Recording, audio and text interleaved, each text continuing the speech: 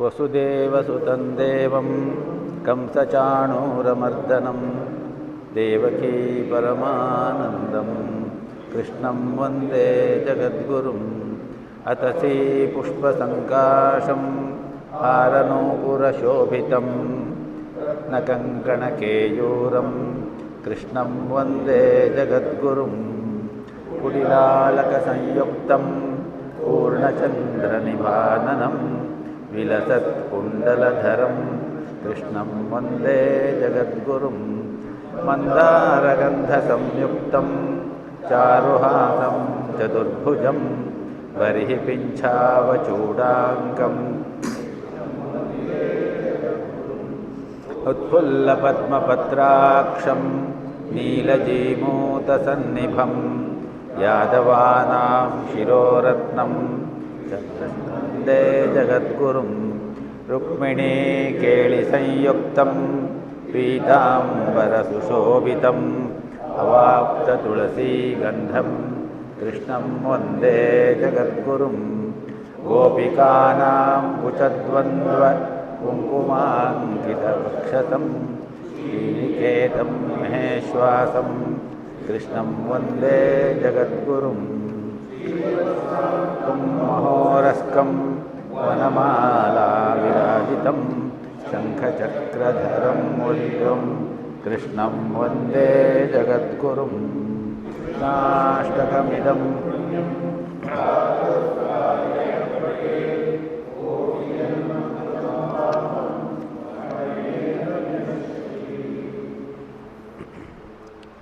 ಶ್ರೀಕೃಷ್ಣಾಯ ನಮಃ. ನಮಸ್ಕಾರ ಎಲ್ರಿಗೂ. ಏವಂ ಪರಂಪರಾ ಪ್ರಾಪ್ತಂ ಇಮಂ ರಾಜರ್ಷಯೋ ವಿದುಃ ಸ ಕಾಲೇನ ಇಹ ಮಹತಾ ಯೋಗಃ ನಷ್ಟಃ ಪರಂತಪ. ಸ ಏವ ಅಯಂ ಮಯಾ ತೇ ಅದ್ಯ ಯೋಗಃ ಪ್ರೋಕ್ತಃ ಪುರಾತನಃ ಭಕ್ತೋಸಿ ಮೇ ಸಖಾ ಚೇತಿ ರಹಸ್ಯಂ ಹೇತದುತ್ತಮಂ. ಕಾಲಕ್ರಮೇಣ ಒಂದು ತತ್ವ ನಷ್ಟವಾಗ್ತಾ ಬರ್ತದೆ, ಕ್ಷೀಣಿಸ್ತಾ ಬರ್ತದೆ. ಯಾರೋ ಒಬ್ಬರಿಗೆ ಆ ತತ್ವ ಇನ್ಯಾರೋ ಒಬ್ಬರಿಂದ ಬರಬೇಕು.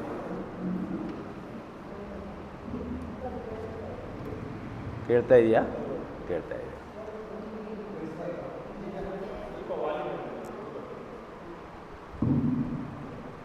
ಇಲ್ಲ, ಸ್ವಲ್ಪ ದೂರ ಆಯಿತು ಅಂತ ಕಾಣುತ್ತೆ ನನ್ನ ವಾಯ್ಸು, ಅಷ್ಟೇ.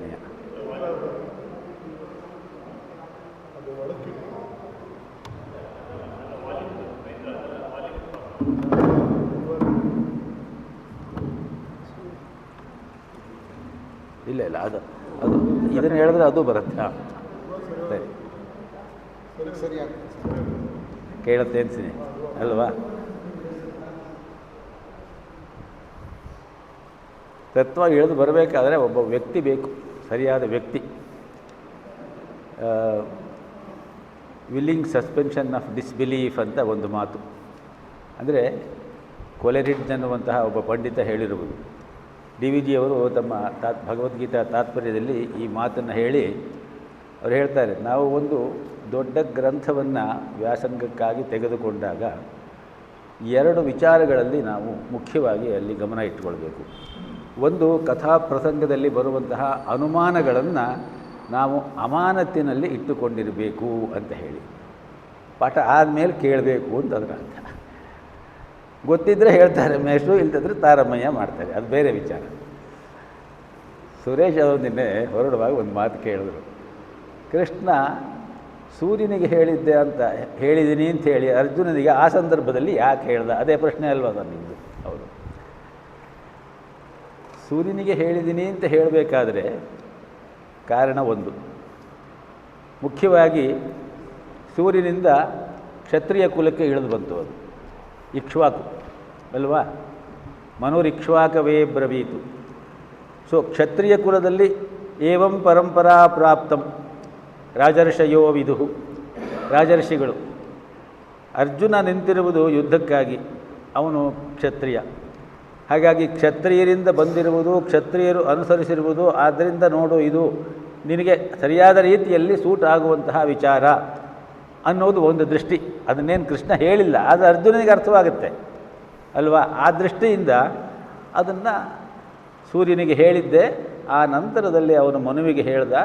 ಮನುವಿನಿಂದ ಇಕ್ಷ್ವಾಕುವಿನ ಮೂಲಕ ರಾಜರ್ಷಿಯ ಪರಂಪರೆಯಲ್ಲಿ ಇದು ಬಂದಿದೆ.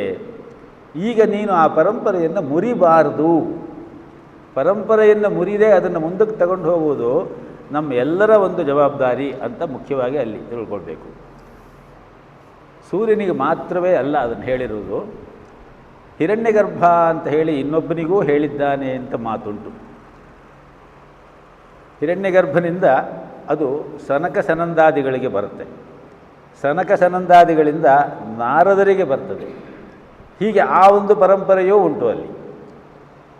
ಇದು ಮುಖ್ಯವಾಗಿ ಇಲ್ಲಿ ಅರ್ಜುನನಿಗೆ ಹೇಳ್ತಾ ಇರುವುದು ಕರ್ಮಯೋಗ. ಹಿರಣ್ಯಗರ್ಭನಿಗೆ ಸಂಪೂರ್ಣವಾಗಿ ಎಲ್ಲವನ್ನೂ ಹೇಳಿದ್ದ ಭಗವಂತ. ಹಿರಣ್ಯಗರ್ಭ ಜ್ಞಾನಯೋಗವನ್ನು ಸನಕ ಸನಂದಾದಿಗಳಿಗೆ ಹೇಳ್ದ, ನಾರದರಿಗೆ ಭಕ್ತಿ ಯೋಗವನ್ನು ಹೇಳ್ದ. ಸೊ ಅವ್ರ ಮೂಲಕವಾಗಿ ಅದೆಲ್ಲ ಬೇರೆಯೇ ಆದ ಶಾಖೆಯಲ್ಲಿ ಅದು ಹೊರಗಡೆ ಹರಿದು ಬಂತು. ಆದ್ದರಿಂದ ಅರ್ಜುನನಿಗೆ ಆ ಸಂದರ್ಭದಲ್ಲಿ ಇದು ನೋಡು ನಿನ್ನ ಪರಂಪರೆಯಿಂದ ಬಂದಿರುವುದು, ಆದ್ದರಿಂದ ನೀನು ಇದನ್ನು ಸರಿಯಾದ ರೀತಿಯಲ್ಲಿ ಗಮನ ಇಟ್ಟು ತಿಳ್ಕೊಳ್ಬೇಕು ಅನ್ನುವುದಕ್ಕಾಗಿ ಅರ್ಜುನನಿಗೆ ಆ ಸಂದರ್ಭದಲ್ಲಿ ಇದು ಅಲ್ಲಿಂದ ಬಂತು ಅಂತ ಹೇಳ್ದ ಅನ್ನುವ ಮಾತುಂಟು. ಹಿರಣ್ಯಗರ್ಭ ಅಂತ ಹೇಳಿದಾಗ ಸಾಮಾನ್ಯವಾಗಿ ನಾವು ಯೋಗಶಾಸ್ತ್ರವನ್ನು, ಭಗವದ್ಗೀತೆ ಯೋಗಶಾಸ್ತ್ರವನ್ನೂ ಹೇಳುತ್ತೆ.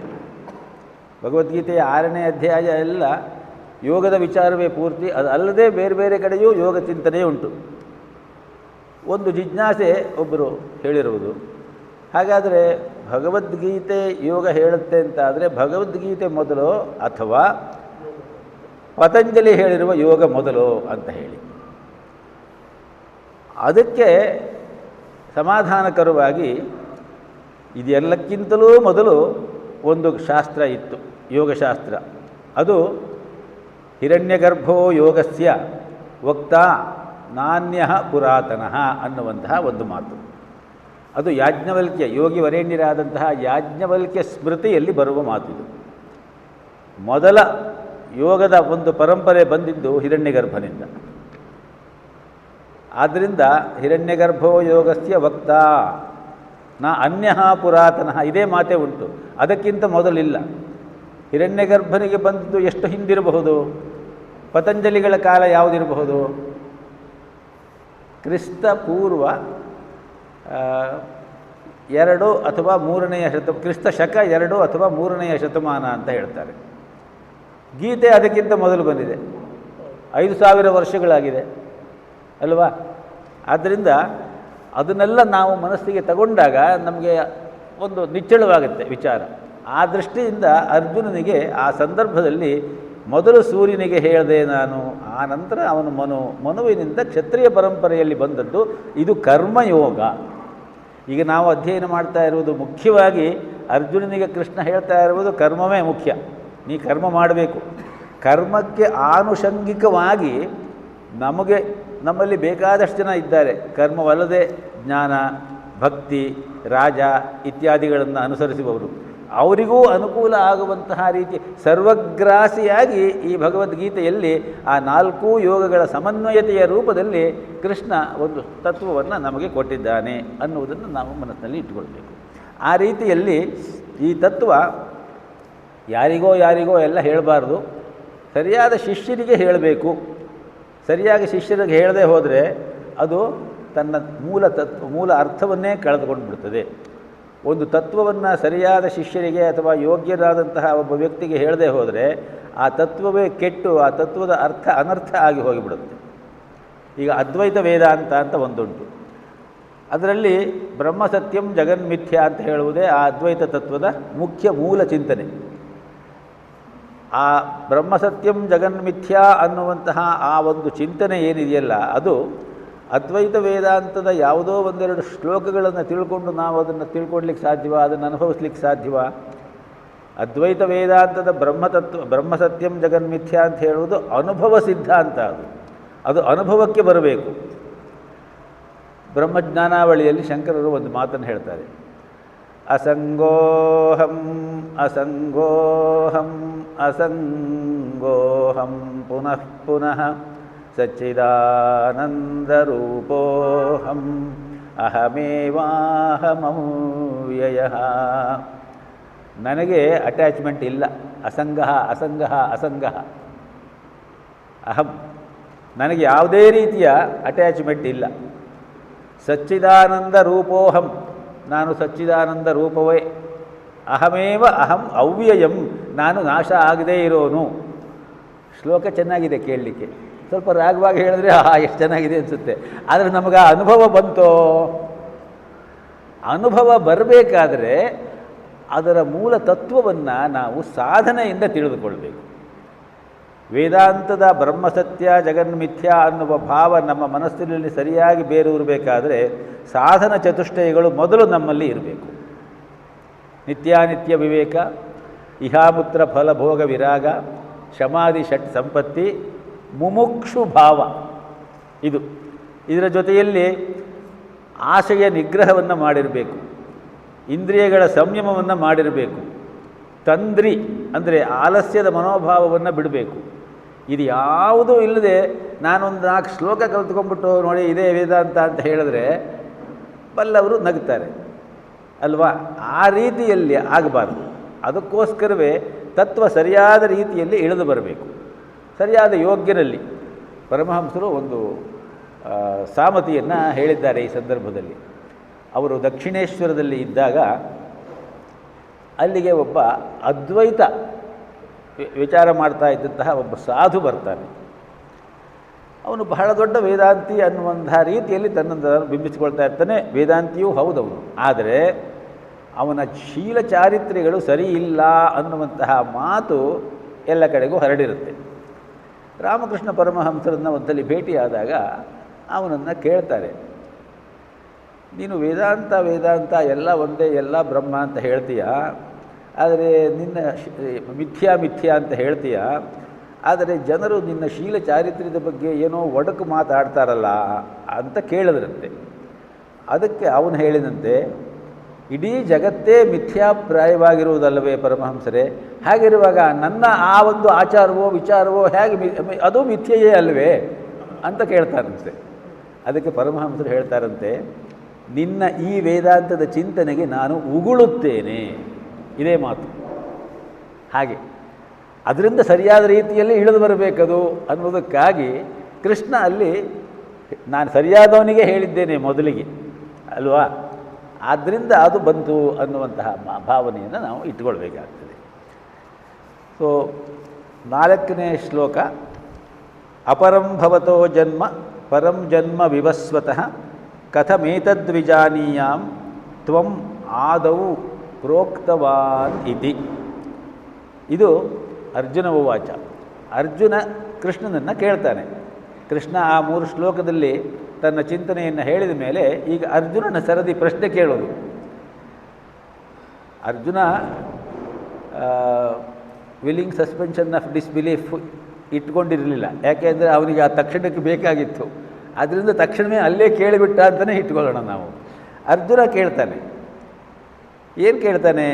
ಅಪರಂ ಭವತೋ ಜನ್ಮ ಪರಂ ಜನ್ಮ ವಿವಸ್ವತಃ. ನಿನ್ನ ಜನ್ಮವಾದರೂ ಈಗ ನನ್ನ ಜೊತೆಯಲ್ಲಿ ನೀನು ಇದ್ದೀಯ, ನನ್ನ ಜೊತೆಯಲ್ಲೇ ನೀನು ಹುಟ್ಟಿ ಬಂದಿದ್ದೀಯ. ಆದರೆ ವಿವಸ್ವತಃ ಸೂರ್ಯನ ಜನ್ಮ, ಸೂರ್ಯನ ಒಂದು ಕಾಲ ಯಾವ ಯುಗಾಂತರದ್ದು ಅದು? ಕಥಮೇತದ್ವಿಜಾನೀಯಾಂ ತ್ವಂ ಆದವು ಪ್ರೋಕ್ತವಾನಿತಿ. ನೀನು ಆ ಕಾಲದಲ್ಲಿ ಸೂರ್ಯನಿಗೆ ಹೇಳಿದೆ ಅಂತ ನೀನು ಹೇಳಿದ್ರೆ ನಾನು ಅದನ್ನು ಹೇಗೆ ನಂಬಲಿಕ್ಕೆ ಸಾಧ್ಯ? ಪ್ರಶ್ನೆ ಇಲ್ಲದೆ ಹೋದರೆ ಉತ್ತರ ಬರೋದೇ ಇಲ್ಲ. ಯಾಕೆಂದರೆ ಉತ್ತರ ಗೊತ್ತಿರುವುದಿಲ್ಲ ಹೇಳುವವರಿಗೆ ಎಷ್ಟೋ ಸಾರಿ. ಪ್ರಶ್ನೆ ಬಂದಾಗ ಅವರು ಚಿಂತನೆ ಮಾಡಬೇಕಾಗುತ್ತೆ. ಇಲ್ಲಿ ಅರ್ಜುನ ಕೇಳ್ತಾ ಇದ್ದಾನೆ, ಕಥಂ ಏತದ್ವಿಜಾನೀಯಾಂ, ನಾನು ಹೇಗೆ ಅದನ್ನು ನಂಬುವುದು, ಅದನ್ನು ಹೇಗೆ ತಿಳ್ಕೊಳ್ಲಿಕ್ಕೆ ಸಾಧ್ಯ?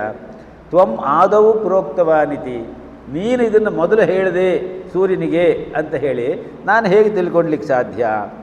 ಇದು ಅರ್ಜುನ ಮಾನವನಾಗಿ ತನ್ನ ಮಿತಿಯಲ್ಲಿ ಮಾತನಾಡಿದ್ದಾನೆ. ಅರ್ಜುನನಿಗೆ ಕೃಷ್ಣನ ವಿಚಾರ ಗೊತ್ತಿತ್ತೋ ಗೊತ್ತಿಲ್ವೋ, ಗೊತ್ತಿರಲಿಲ್ಲ. ಯಾಕೆಂದರೆ ಕೃಷ್ಣನನ್ನು ನಿನ್ನೆ ಹೇಳಿದಂತೆ ಅವನು ಆತ್ಮೀಯ ಸ್ನೇಹಿತ ಅಂತಲೇ ಪರಿಗಣಿಸಿದ್ದ. ಆದ್ದರಿಂದ ಏನು ನನಗೆ ಗೊತ್ತಿದ್ದಷ್ಟೇ ಅವನಿಗೂ ಗೊತ್ತಿದೆ.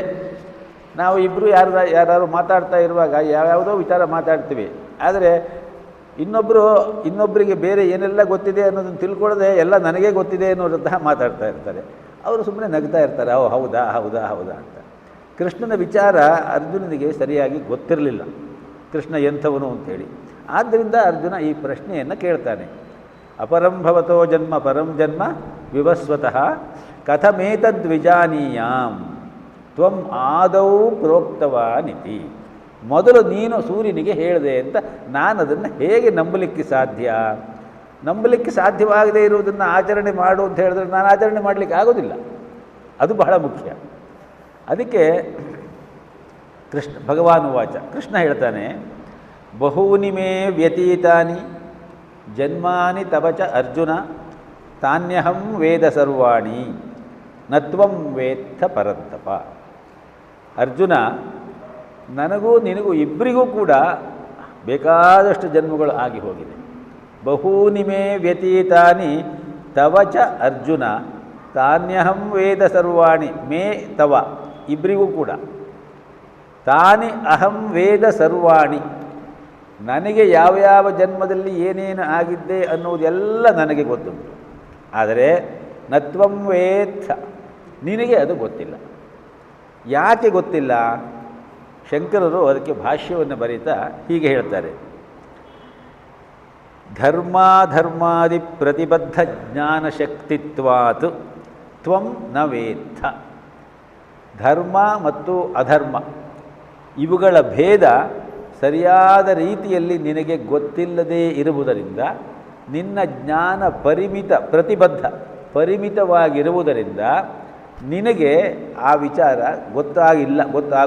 ಗೊತ್ತಿಲ್ಲ.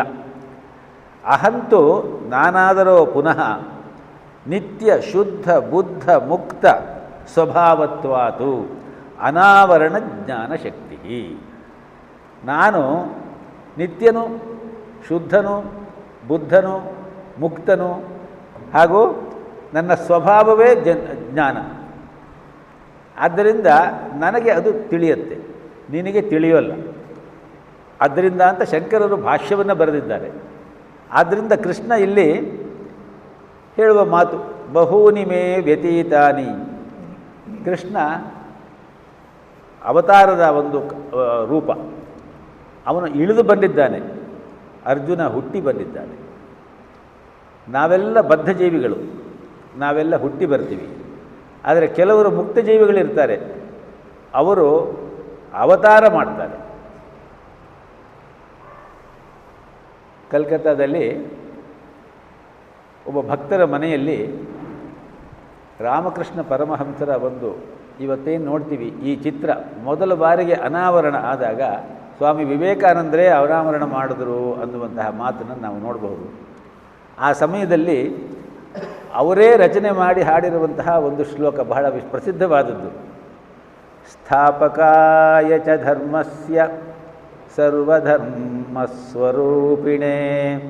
ಅವತಾರ ವರಿಷ್ಠಾಯ ರಾಮಕೃಷ್ಣಾಯ ತೇ ನಮಃ. ಇದು ಸ್ವಾಮಿ ವಿವೇಕಾನಂದರೇ ರಚನೆ ಮಾಡಿ ಅಲ್ಲಿ ಹಾಡಿ ಅನಾವರಣ ಮಾಡಿದ್ರು ಆ ಚಿತ್ರಣ ಅಂಥೇಳಿ. ಅವತಾರ ವರಿಷ್ಠಾಯ ಅಂತ ಕರೆದಿದ್ದಾರೆ. ಈ ಅವತಾರ ವರಿಷ್ಠಾಯ ಅಂತ ಕರೆಯುವುದಕ್ಕೆ ನಾವು ವಿಶೇಷವಾದಂತಹ ರೀತಿಯಲ್ಲಿ ಅದನ್ನು ತಗೊಳ್ಬೇಕು ಅಂತ ಹೇಳ್ತಾರೆ. ಈಗ ಬುದ್ಧನ ಅವತಾರ ಯಾವಾಗ ಆಗುತ್ತೆ? ಕ್ರಿಸ್ತ ಪೂರ್ವದಲ್ಲೇ ಆಗುತ್ತೆ. ಕ್ರಿಸ್ತ ಪೂರ್ವದಲ್ಲಿ ಬುದ್ಧನ ಅವತಾರ ಆಗಿ ಬೌದ್ಧ ಧರ್ಮ ಶುರುವಾಗುತ್ತದೆ. ಆದರೆ ಅದು ಸರಿಯಾದ ರೀತಿಯಲ್ಲಿ ಪ್ರಚಾರಕ್ಕೆ ಬರಲಿಕ್ಕೆ ಮತ್ತೆ 300 ವರ್ಷಗಳು ಬೇಕಾಗ್ತದೆ. ಅಶೋಕನ ಕಾಲದವರೆಗೆ ಅದು ಸರಿಯಾದ ರೀತಿಯಲ್ಲಿ ಪ್ರಚಾರವಾಗಿ ಜನಜೀವನದಲ್ಲಿ ಬೌದ್ಧ ಧರ್ಮದ ಅನುಸರಣೆ ಅಷ್ಟೊಂದಿರಲಿಲ್ಲ. ಅಶೋಕ ಬಂದ ಮೇಲೆ ಬೌದ್ಧ ಧರ್ಮವನ್ನು ಅವನು ಸರಿಯಾದ ರೀತಿಯಲ್ಲಿ ಪ್ರಚುರಪಡಿಸಿದ. ಆವಾಗ ಆ ಬೌದ್ಧ ಧರ್ಮ ಭಾರತವಲ್ಲದೆ ಬೇರೆಯ ನೆರೆ ರಾಷ್ಟ್ರಗಳಿಗೂ ಅದು ಹಬ್ಬಿತು ಅಂತ ಹೇಳಿಬಿಟ್ಟು ಚರಿತ್ರೆಯನ್ನು ಓದಿದ್ರೆ ಗೊತ್ತಾಗ್ತದೆ. ಅಶೋಕ ಬಂದಿದ್ದು ಯಾವಾಗ? ಕ್ರಿಸ್ತಪೂರ್ವ 3ನೇ ಶತಮಾನ. ಕ್ರಿಸ್ತಪೂರ್ವ 6ನೇ ಶತಮಾನದಲ್ಲಿ ಬುದ್ಧ ಬಂದಿದ್ದು ಅಲ್ವಾ, 6th century BC. ಸೊ ಅಲ್ಲಿಂದ 300 ವರ್ಷ ಆದಮೇಲೆ ಅಶೋಕರಿಂದ ಬೌದ್ಧ ಮತ ಪ್ರಚಾರಕ್ಕೆ ಬಂತು. ಅದು ಮತ್ತೊಂದು 500 ವರ್ಷ ಸರಿಯಾದ ರೀತಿಯಲ್ಲಿ ನಡೀತು. 500 ವರ್ಷ ಆದಮೇಲೆ ಅದು ಬೌದ್ಧ ಧರ್ಮ ಶಿಥಿಲವಾಗ್ತಾ ಬಂತು. ಪಾಖಂಡಿಗಳು ಸೇರಿಕೊಂಡ್ರು. ಹೀನಯಾನ, ಮಹಾಯಾನ ಇತ್ಯಾದಿ ಬೇರೆ ಬೇರೆ ಬೇರೆ ಬೇರೆಯಾದಂತಹ ರೀತಿಯಲ್ಲಿ ಬಂದು ಬೌದ್ಧ ಧರ್ಮ, ಶಂಕರರನ್ನು ಕೆಲವರು ಪ್ರಚ್ಛನ್ನ ಬೌದ್ಧರು ಅಂತ ಕೂಡ ಹೇಳ್ತಾರೆ. ಆ ಅರ್ಥದಲ್ಲಿ ಅದು ದೊಡ್ಡ ವಿಚಾರ, ಆದ್ದರಿಂದ ನಮಗೆ ಅದು ಬೇಡ. ಆದರೆ ಮತ್ತು 500-600 ವರ್ಷ ಬಹಳ ಚೆನ್ನಾಗಿ ಬೌದ್ಧ ಮತ ಪ್ರಚಾರದಲ್ಲಿ ಇತ್ತು, ಭಾರತದಲ್ಲೂ ಇತ್ತು, ಬೇರೆ ದೇಶಗಳಲ್ಲೂ ಆಯಿತು. ಅದಾದ ಮೇಲೆ ಶಿಥಿಲವಾಗ್ತಾ ಬಂತು. ಆದರೆ ಅಗ್ನಿಯ ಕಿಡಿಯಂತೆ ವೈದಿಕ ಧರ್ಮ ಇದ್ದೇ ಇತ್ತು. ಬೌದ್ಧ ಧರ್ಮ ಎಷ್ಟು ಮೇಲೆ ಬಂದಿದ್ದರೂ ಕೂಡ ಅದು ಆಗಿ ಮತ್ತೊಂದು 500 ವರ್ಷಕ್ಕೆ ಕ್ರಿಸ್ತ ಶಕ 7-8ನೇ ಶತಮಾನದಲ್ಲಿ ಶಂಕರರು ಬಂದು ಎಲ್ಲವನ್ನೂ ವಿಂಗಡಣೆ ಮಾಡಿ ಸರಿಯಾದ ರೀತಿಯಲ್ಲಿ ಬೌದ್ಧ ಧರ್ಮ ಹೀಗೆ, ಹಿಂದೂ ಧರ್ಮ, ಸನಾತನ ಧರ್ಮ ಹೀಗೆ, ವೇದ ಧರ್ಮ ಹೀಗೆ ಅಂತ ಹೇಳಿ ನಮಗೆ ಕೊಟ್ಟರು. ಹೀಗೆ ಕಾಲಕ್ಕೆ ಇದು ಸರಿಯಾದ ರೀತಿಯಲ್ಲಿ ವಿಂಗಡಣೆ ಆಗ್ತಾ, ಪರಿಶೋಧನೆ ಆಗ್ತಾ, ಶುದ್ಧವಾಗ್ತಾ ಬರ್ತಾ ಇದೆ. ಆ ರೀತಿಯಲ್ಲಿ ಅದು ಆದಮೇಲೆ, ಶಂಕರರ ಕಾಲ ಆದಮೇಲೆ ರಾಮಾನುಜರು ಬಂದರು, ಅದೇ ಕಾಲದಲ್ಲಿ ಮಧ್ವರು ಬಂದರು, ನಿಂಬಾರ್ಕರು ಬಂದರು, ಭಾಸ್ಕರಾಚಾರ್ಯರು ಬಂದರು, ವಲ್ಲಭಾಚಾರ್ಯರು ಬಂದರು, ಹೀಗೆ ಎಲ್ಲರೂ ಬಂದರು. ಆದರೆ ಮುಸ್ಲಿಮರ ಆಡಳಿತದಿಂದ ಹಿಂದೂ ಧರ್ಮ ಭಾಳ ನುಲುಗಿ ಹೋಯಿತು. ನುಲುಗಿ ಹೋಗಿದ್ದನ್ನು ಮತ್ತೆ ಎತ್ತಿದವರೇ ರಾಮಕೃಷ್ಣ ಪರಮಹಂಸರು. ಸ್ವಾಮಿ ವಿವೇಕಾನಂದರ ಮೂಲಕವಾಗಿ ಇಡೀ ಪ್ರಪಂಚದಲ್ಲಿ ನಮ್ಮ ಹಿಂದೂ ಸನಾತನ ಪರಂಪರೆಯ ವೈದಿಕ ಧರ್ಮವನ್ನು, ಅದ್ವೈತ ತತ್ವವನ್ನು ಸರಿಯಾದ ರೀತಿಯಲ್ಲಿ ನಿಲ್ಲಿಸಲಿಕ್ಕೆ ಕಾರಣರಾದರು. ಆದ್ದರಿಂದಲೇ ಅವರನ್ನು ಅವತಾರ ವರಿಷ್ಠಾಯ ರಾಮಕೃಷ್ಣಾಯ ಅಂತ ಹೇಳ್ತಾರೆ. ಹೀಗೆ ಹಂತ ಹಂತದಲ್ಲಿ ಕಾಲದಲ್ಲಿ ಇದು ಆಗೇ ಆಗ್ತದೆ. ಅವರೆಲ್ಲ ಇಳಿದು ಬಂದವರು. ಆದರೆ ನಮ್ಮಂಥವ್ರು ನಾವು ಬದ್ಧಜೀವಿಗಳು. ನಮಗೆ ಎಷ್ಟೋ ಜನ್ಮ ಆಗಿ ಹೋಗಿದೆ, ಇನ್ನು ಎಷ್ಟೋ ಜನ್ಮ ಆಗಬೇಕು. ಆದ್ದರಿಂದ ನಮಗೆ ಗೊತ್ತಾಗೋದಿಲ್ಲ. ಅವತ್ತೊಂದು ದಿವಸ ಹೇಳಿದೆ ನಾನು, ಜಾತಿಸ್ಮರ ಅನ್ನುವ ಒಂದು ಪದವನ್ನು ಕೂಡ ಹೇಳಿದ್ದೇನೆ. ಗೊತ್ತು ಮಾಡಿಕೊಳ್ಳಬಹುದು. ನಮ್ಮ ಸಂಸ್ಕಾರಗಳ ಮೇಲೆ ನಾವು ಮನಸ್ಸನ್ನು ಕೇಂದ್ರೀಕರಿಸಿದ್ರೆ ನಾವು ಹಿಂದೆ ಎಲ್ಲ ಏನಾಗಿದ್ವಿ, ಹಿಂದಿನ ಜನ್ಮದಲ್ಲಿ ಏನೆಲ್ಲ ಮಾಡಿದ್ವಿ, ಏನಾಗಿತ್ತು ಅನ್ನೋದನ್ನು ಗೊತ್ತು ಮಾಡಿಕೊಳ್ಳಬಹುದು. ಆದರೆ ಅದನ್ನು ಗೊತ್ತು ಮಾಡಿಕೊಂಡಾಗ ಆಗುವ ಅನರ್ಥವನ್ನು ಸರಿಯಾದ ರೀತಿಯಲ್ಲಿ ಎದುರಿಸುವ ಬೌದ್ಧಿಕ ಶಕ್ತಿಯನ್ನು, ತಪಸ್ಶಕ್ತಿಯನ್ನು ನಾವು ಬೆಳೆಸಿಕೊಳ್ಳದೆ ಅದನ್ನು ತಿಳಿಯುವ ಪ್ರಯತ್ನ ಮಾಡಿದ್ರೆ ನಾವು ಹುಚ್ಚರಾಗಿ ಬಿಡ್ತೀವಿ ಅನ್ನುವ ಮಾತುಂಟು. ಆ ರೀತಿಯಲ್ಲಿ ಅರ್ಜುನ ಬದ್ಧಜೀವಿ. ಆದರೆ ಕೃಷ್ಣ ಹಾಗಲ್ಲ. ಕೃಷ್ಣ ಅವನು ನಿತ್ಯ ಶುದ್ಧ ಬುದ್ಧ ಮುಕ್ತ. ಅವನು ಜ್ಞಾನದ ಸ್ವರೂಪ, ಸಾಕ್ಷಾತ್ ಸಚ್ಚಿದಾನಂದ ಸ್ವರೂಪಿ ಅವನು. ಆದ್ದರಿಂದ ಅವನಿಗೆ ಎಲ್ಲವೂ ಗೊತ್ತು. ತಾನಿ ಅಹಂ ವೇದ, ಅವೆಲ್ಲವೂ ನನಗೆ ಗೊತ್ತು ಸರ್ವಾಣಿ. ನತ್ವಂ ವೇತ್ತ, ಆದರೆ ನಿನಗೆ ಅದು ಗೊತ್ತಿಲ್ಲ. ಆದ್ದರಿಂದ ನೀನು ಹೀಗೆ ಕೇಳ್ತಾ ಇದ್ದೀಯ. ಅಪರಂ ಭವತೋ ಜನ್ಮ ಪರಂ ಜನ್ಮ ವಿವಸ್ವತಃ ಕಥಮೇತದ್ವಿಜಾನೀಯಾಂ ಅಲ್ವಾ? ಆ ರೀತಿಯಲ್ಲಿ ನೀನು ಕೇಳ್ತಾ ಇದ್ದೀಯಾ. ಮುಂದಿನ ಶ್ಲೋಕದಲ್ಲಿ ಕೃಷ್ಣ ಮತ್ತೆ ಹೇಳ್ತಾನೆ, ಅಜೋಪಿ ಸನ್ ಅವ್ಯಯಾತ್ಮ ಭೂತಾನಾಂ ಈಶ್ವರೋಪಿ ಸನ್ ಪ್ರಕೃತಿಂ ಸ್ವಾಂ ಅಧಿಷ್ಠಾಯ ಸಂಭವಾಮಿ ಆತ್ಮಮಾಯೆಯ. ನಾನು ಅಜಃ ಅಪಿ ಸನ್, ನಾನು ಹುಟ್ಟಿಲ್ಲದವನಾದರೂ, ಸನ್ ಅವ್ಯಯಾತ್ಮ, ನನಗೆ ನಾಶವಿಲ್ಲ ಅನ್ನುವುದಿದ್ದರೂ, ಭೂತಾನಾಂ ಈಶ್ವರೋಪಿ ಸನ್, ಸಮಸ್ತ ಜೀವಜಂತುಗಳಿಗೂ ಇಡೀ ವಿಶ್ವಕ್ಕೂ ನಾನೇ ಒಡೆಯ ಈಶ್ವರ ಅನ್ನುವುದು ಸತ್ಯವಾದರೂ, ಪ್ರಕೃತಿಂ ಸ್ವಾಂ ಅಧಿಷ್ಠಾಯ, ನನ್ನ ಮೂಲ ಪ್ರಕೃತಿಯಾದ ವೈಷ್ಣವೀ ಮಾಯೆಯನ್ನು ನಾನೇ ಎಚ್ಚರಗೊಳಿಸಿ ಜಾಗೃತಗೊಳಿಸಿ ಅದನ್ನು ನಾನು ಆಧಾರವನ್ನಾಗಿ ಮಾಡಿಕೊಂಡು ಆತ್ಮ ಮಾಯೆಯ, ನನ್ನದೇ ಆದ ಆ ವೈಷ್ಣವೀ ಮಾಯೆಯಿಂದ ಸಂಭವಾಮಿ, ನಾನು ಹುಟ್ಟಿ ಬರ್ತೇನೆ. ನಾನು ಸಂಭವಾಮಿ ಅಂತ ಹೇಳಿದ್ರೆ ಹುಟ್ಟುವುದು ಅನ್ನುವ ಅರ್ಥ ಅಲ್ಲ. ನಾನು ಬರ್ತೇನೆ, ನಾನು ಕಾಣಿಸಿಕೊಳ್ತೇನೆ, ನಾನು ಅವತರಿಸುತ್ತೇನೆ. ಅವತಾರ ಅಂದರೆ ಏನು ಹೇಳಿ? ಅವ ಅಂದರೆ ಕೆಳಗೆ, ತರತಿ ಅಂದರೆ ಇಳಿಯುವುದು, ಕೆಳಗೆ ಇಳಿಯುವುದು. ಮೇಲೆ ಇರುವಂತಹ ಯಾವುದೋ ಒಂದು ಮುಕ್ತಾತ್ಮ ಅಥವಾ ಒಂದು ವಿಶೇಷ ಶಕ್ತಿ, ದಿವ್ಯ ಶಕ್ತಿ ಕೆಳಗೆ ಇಳಿದು ಬರುವುದು. ನಾನು ಆ ರೀತಿಯಲ್ಲಿ ಬಂದಿದ್ದೇನೆ. ಪ್ರಕೃತಿಂ ಸ್ವಾಂ ಅಧಿಷ್ಠಾಯ, ನನ್ನ ಪ್ರಕೃತಿಯನ್ನೇ ಆಧಾರವನ್ನಾಗಿ ಮಾಡಿಕೊಂಡು ನನ್ನದೇ ಆದಂತಹ ವಿಷ್ಣು ಮಾಯೆಯನ್ನು ನಾನು ಅವಲಂಬಿಸಿಕೊಂಡು ಸಂಭವಾಮಿ, ನಾನಿಲ್ಲಿ ಕಾಣಿಸಿಕೊಂಡಿದ್ದೇನೆ, ಇಲ್ಲಿ ಇದ್ದೇನೆ. ಆದ್ದರಿಂದ ನನಗೆ ಪ್ರತಿಯೊಂದೂ ಗೊತ್ತು ಅನ್ನುವ ಮಾತನ್ನು ಹೇಳ್ತಾ ಇದ್ದಾನೆ. ಇದು 7 ಮತ್ತು 8 ಎರಡು ಶ್ಲೋಕವೂ ಕೂಡ ವಿಶೇಷವಾದಂತಹ ಶ್ಲೋಕ, ನಮಗೆಲ್ಲ ಗೊತ್ತಿರುವಂತಹದ್ದೇ.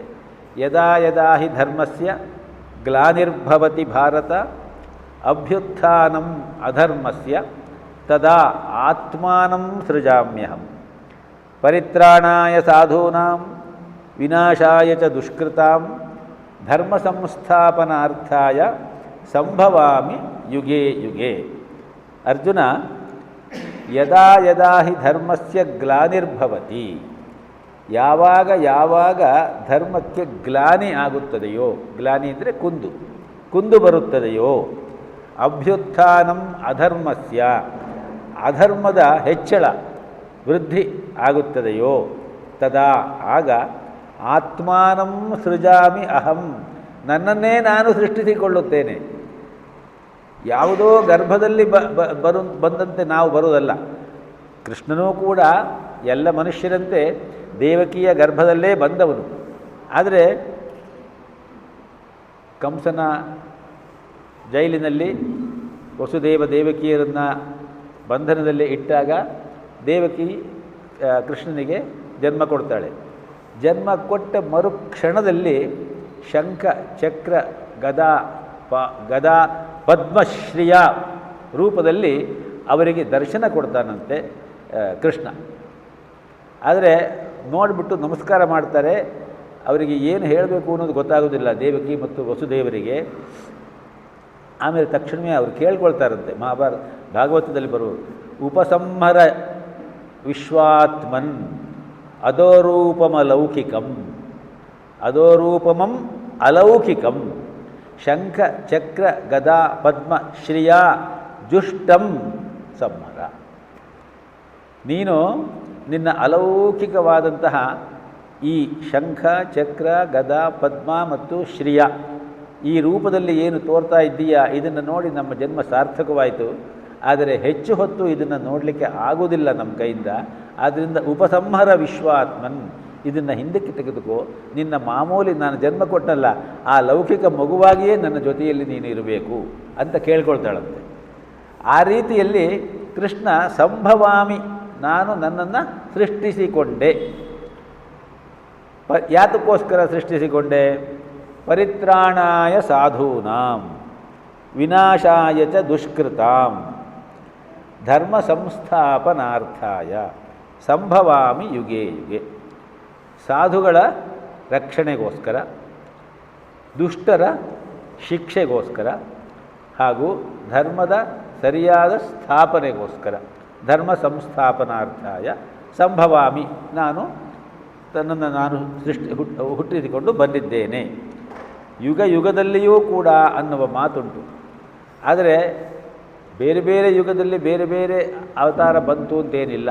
ಒಂದೇ ಯುಗದಲ್ಲಿ 2 ಅವತಾರಗಳು ಬಂದಿದ್ದು ಉಂಟು. ಪರಶುರಾಮ ಮತ್ತು ರಾಮ ಒಂದೇ ಯುಗದಲ್ಲೇ ಇದ್ದರು ಅಲ್ವಾ? ಅದೇ ರೀತಿ ಬಲರಾಮ ಮತ್ತು ಶ್ರೀಕೃಷ್ಣ ಒಂದೇ ಯುಗದಲ್ಲೇ ಇದ್ದರು. ಯುಗೇ ಯುಗೆ ಅಂತ ಹೇಳಿದಾಗ ಪದೇ ಪದೇ ಯಾವಾಗ ಯಾವಾಗ ಧರ್ಮಗ್ಲಾನಿ ಆಗ್ತದೋ, ಇಲ್ಲಿ ಧರ್ಮಗ್ಲಾನಿ ಹೇಗಾಗ್ತದೆ? ಧರ್ಮಗ್ಲಾನಿ ಯಾವಾಗ ಆಗ್ತದೆ ಅಂತ ಕೇಳಿದ್ರೆ, ಸಾಧುಗಳು ಪರಿತ್ರಾಣಾಯ ಸಾಧೂನಾಂ ಅಂತ ಅರ್ಥ ಉಂಟು. ಸಾಧು ಅಂತ ಹೇಳಿದ್ರೆ ಏನು? ಸಾತ್ವಿಕ ಮನೋಭಾವದಿಂದ ಜೀವನ ಮಾಡುವವರು ಸಾಧುಗಳು. ಸಾತ್ವಿಕ ಮನೋಭಾವ ಅಂತ ಹೇಳಿದ್ರೆ ಜ್ಞಾನ, ವೈರಾಗ್ಯ, ಆಮೇಲೆ ಕ್ಷಮೆ, ತಪಸ್ಸು ಇತ್ಯಾದಿ ಭಾವನೆಗಳನ್ನು, ಇತ್ಯಾದಿ ಮೌಲ್ಯಗಳನ್ನು ಇಟ್ಟುಕೊಂಡು ಭಗವಂತನನ್ನು ಧ್ಯಾನ, ಜ್ಞಾನ, ಸ್ವಾಧ್ಯಾಯ, ತಪಸ್ಸು, ಹೋಮ, ಹವನ, ಯಜ್ಞ, ಯಾಗ ಇತ್ಯಾದಿಗಳಿಂದ ಸರಿಯಾದ ರೀತಿಯಲ್ಲಿ ಕಾಲಕಾಲಕ್ಕೆ ಆರಾಧನೆ ಮಾಡ್ತಾ, ಆ ಎಲ್ಲ ಆರಾಧನೆಯ ಫಲವನ್ನೂ ಕೂಡ ಲೋಕಾ ಸಮಸ್ತ ಸುಖಿನೋ ಭವಂತು ಅನ್ನುವ ರೀತಿಯಲ್ಲಿ ಯಾರು ಇರ್ತಾರೋ ಅವರು ಸಾಧುಗಳು. ಅಂತಹ ಸಾಧುಗಳಿಗೆ ತೊಂದರೆ ಬಂದಾಗ ಧರ್ಮದ ನಷ್ಟ ಆಗ್ತದೆ. ಅಂತಹ ಸಾಧುಗಳಿಗೆ ತೊಂದರೆ ಬಂದಾಗ ಭಗವಂತ ಬರಬೇಕಾಗ್ತದೆ, ಗ್ಲಾನಿಯಾಗ್ತದೆ ಧರ್ಮಕ್ಕೆ. ಆವಾಗ ಅಭ್ಯುತ್ಥಾನಂ ಅಧರ್ಮಸ್ಯ, ಆವಾಗ ಅಧರ್ಮ ಹರಡಿಕೊಳ್ಳುತ್ತೆ. ರಾಮಾಯಣದಲ್ಲಿ ನೀವು ಗಮನಿಸಿದರೆ ಗೊತ್ತಾಗ್ತದೆ. ಖರದೂಷಣರ ವಧೆ ಆಗಿದ್ದೇ ಅದಕ್ಕೋಸ್ಕರ. ರಾಮಾಯಣದ ಅರಣ್ಯಕಾಂಡದಲ್ಲಿ ಬರುವಂತೆ ರಾಕ್ಷಸರೆಲ್ಲ ದಕ್ಷಿಣದಲ್ಲಿ ದಂಡಕಾರಣ್ಯದಲ್ಲಿ ವಿಪರೀತ ಉಪಟಳ ಕೊಡ್ತಾ ಇದ್ರಂತೆ ಋಷಿಮುನಿಗಳಿಗೆ. ಋಷಿಮುನಿಗಳೆಲ್ಲ ಸಾಮಾನ್ಯವಾಗಿ ಅರಣ್ಯಗಳಲ್ಲಿ ತಪೋಭೂಮಿಯನ್ನು ಕುಟೀರವನ್ನು ಕಟ್ಟಿಕೊಂಡು ತಪಸ್ಸು ಮಾಡಿಕೊಂಡು ಇರುವವರು. ಅವರನ್ನೆಲ್ಲ ತಿಂದು ಅವರು ಕೊಬ್ಬಿಸ್ಕೊಳ್ತಾ ಇದ್ರಂತೆ. ರಾಮಲಕ್ಷ್ಮಣರು ಸೀತೆ ಮತ್ತು ಅರಣ್ಯದಲ್ಲಿ ದಂಡಕಾರಣ್ಯದಲ್ಲಿ ಹೋಗ್ತಾ ಇರುವಾಗ ಒಂದೊಂದು ಕಡೆ ನೋಡ್ತಾ ಇದ್ರಂತೆ ಎಲುಬುಗಳ ರಾಶಿ.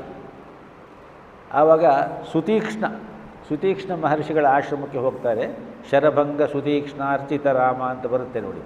ಹಾಗೆ ಸುತೀಕ್ಷ್ಣರನ್ನು ನೋಡಿದಾಗ ರಾಮ ಕೇಳ್ತಾನೆ, ಏನಿದು ಇಲ್ಲಿ ಅರಣ್ಯದಲ್ಲಿ ಅಲ್ಲಲ್ಲಿ ಎಲುಬುಗಳನ್ನು ರಾಶಿ ನೋಡ್ತಾ ಇದ್ದೀನಿ ನಾನು. ಅದಕ್ಕೆ ಹೇಳ್ತಾರಂತೆ ಅವರು, ಹೌದಪ್ಪ ರಾಮ, ರಾಕ್ಷಸರ ಉಪಟಳ ತುಂಬ ಜಾಸ್ತಿ ಆಗಿಬಿಟ್ಟಿದೆ. ಅಮಾಯಕ ಸಾಧುಗಳು ಋಷಿಗಳು ಮುನಿಗಳು ಸಿಕ್ಕರೆ ಅವರನ್ನು ತಿಂದು ತೇಗ್ತಾ ಇದ್ದಾರೆ ರಾಕ್ಷಸರು. ಅವರನ್ನು ಕಂಟ್ರೋಲ್ನಲ್ಲಿ ಇಡುವುದೇ ಸಾಧ್ಯವಾಗ್ತಾ ಇಲ್ಲ. ನಾವು ನಮ್ಮ ತಪಶ್ಶಕ್ತಿಯಿಂದ ಅವ್ರನ್ನ ಕಂಟ್ರೋಲ್ನಲ್ಲಿ ಇಡೋಣ ಅಂತ ಹೇಳಿದರೆ ನಾವು ತಪಸ್ಸನ್ನು ಬಿಟ್ಟು ಅದೇ ಕೆಲಸ ಮಾಡಬೇಕು. ಆದರೆ ನಮ್ಮ ಕೆಲಸ ಅದಲ್ಲ. ಈಗ ನೀನು ಬಂದಿದ್ದೀಯಾ, ನಮಗೆಲ್ಲ ಒಂದು ಸಮಾಧಾನ, ನಮಗೆ ರಕ್ಷಣೆ ಸಿಕ್ತು ಅಂತ ಹೇಳ್ತಾನೆ. ಅದು ಶೂರ್ಪಣಖಿ ಬಂದಲು ಖರದೂಷಣರನ್ನು 14,000 ರಾಕ್ಷಸರನ್ನು ಏಕಾಂಗಿಯಾಗಿ ಅವನು ಕೊಂದ. ಅದು ಕತೆ, ಪುರಾಣದಲ್ಲಿ ಬರುವಂಥ ರಾಮಾಯಣ ಕಾವ್ಯದಲ್ಲಿ ಬರುವಂತಹ ಕತೆ. ಮುಖ್ಯವಾಗಿ ರಾಮ ಬಂದಿದ್ದ ಉದ್ದೇಶ ಏನು? ಪರಿತ್ರಾಣಾಯ ಸಾಧೂನಾಂ. ಅರಣ್ಯಕ್ಕೆ ಅವನು ಹೋಗಬೇಕಾಗಿ ಬಂದಿದ್ದು ಅದಕ್ಕೋಸ್ಕರನೆಯ. ದಶರಥ ಕೈಕೇಯಿಗೆ ದಾಸನಾದ, ಏನೋ ಒಂದು ವರ ಕೊಟ್ಟ, ಅದೆಲ್ಲ ಆಮೇಲೆ ಗೌಣ. ಆದರೆ ರಾಮ ಅರಣ್ಯಕ್ಕೆ ಹೋಗಬೇಕಿತ್ತು. ದಕ್ಷಿಣದಲ್ಲಿ ರಾವಣನ ಮತ್ತು ಖರದೂಷಣರ ಉಪಟಳ ಜಾಸ್ತಿ ಆಗಿತ್ತು. ಅದನ್ನೆಲ್ಲ ಸರಿಯಾಗಿ ಮಾಡಬೇಕಿತ್ತು. ಆದ್ದರಿಂದ ರಾಮ ವನವಾಸಕ್ಕೆ ಬರಬೇಕಾಯಿತು. ಆ ರೀತಿಯಲ್ಲಿ ಪರಿತ್ರಾಣಾಯ ಸಾಧೂನಾಂ ದುಷ್ಕೃತಾಂ, ದುಷ್ಟರನ್ನು ಸಂಹಾರ ಮಾಡಲಿಕ್ಕೆ, ಧರ್ಮ ಸಂಸ್ಥಾಪನಾರ್ಥಾಯ, ಧರ್ಮ ಸಂಸ್ಥಾಪನೆಗಾಗಿ ನಾನು ನನ್ನನ್ನು ಮಾನವ ರೂಪಿನಲ್ಲಿ ನನ್ನನ್ನು ಸೃಷ್ಟಿ ಮಾಡಿಕೊಂಡು ಬರ್ತೇನೆ. ಹಾಗಾದರೆ ದೇವರು ಮತ್ತೆ ಅವತಾರ ಎತ್ತುತ್ತಾನೆ ಅಂಥೇಳಿ ನಾವು ಇಲ್ಲಿ ನಮ್ಮ ಗೀತೆಯಲ್ಲಿ ಓದ್ತೀವಿ, ನಮ್ಮ ಪುರಾಣಗಳಲ್ಲಿ ಓದ್ತೀವಿ. ಬೇರೆ ಕ್ರೈಸ್ತರ ಒಂದು ಧರ್ಮದಲ್ಲಿ, ಮಹಮ್ಮದೀಯರ ಧರ್ಮದಲ್ಲಿ ಅದು ಇಲ್ಲವೇ ಅಂತ ಕೇಳಿದ್ರೆ ಅದಕ್ಕೂ ಸಮಾಧಾನ ಹೇಳ್ತಾರೆ. ಅಲ್ಲಿ ದೇವರೇ ಸಾಕ್ಷಾತ್ತಾಗಿ ಇಳಿದು ಬರುವುದಿಲ್ಲ. ಕ್ರೈಸ್ತರನ್ನು ದೇವರ ಮಗ ಅಂತ ಹೇಳ್ತಾರೆ, ಪೈಗಂಬರನ್ನು ದೇವರ ದೂತ ಅಂತ ಹೇಳ್ತಾರೆ.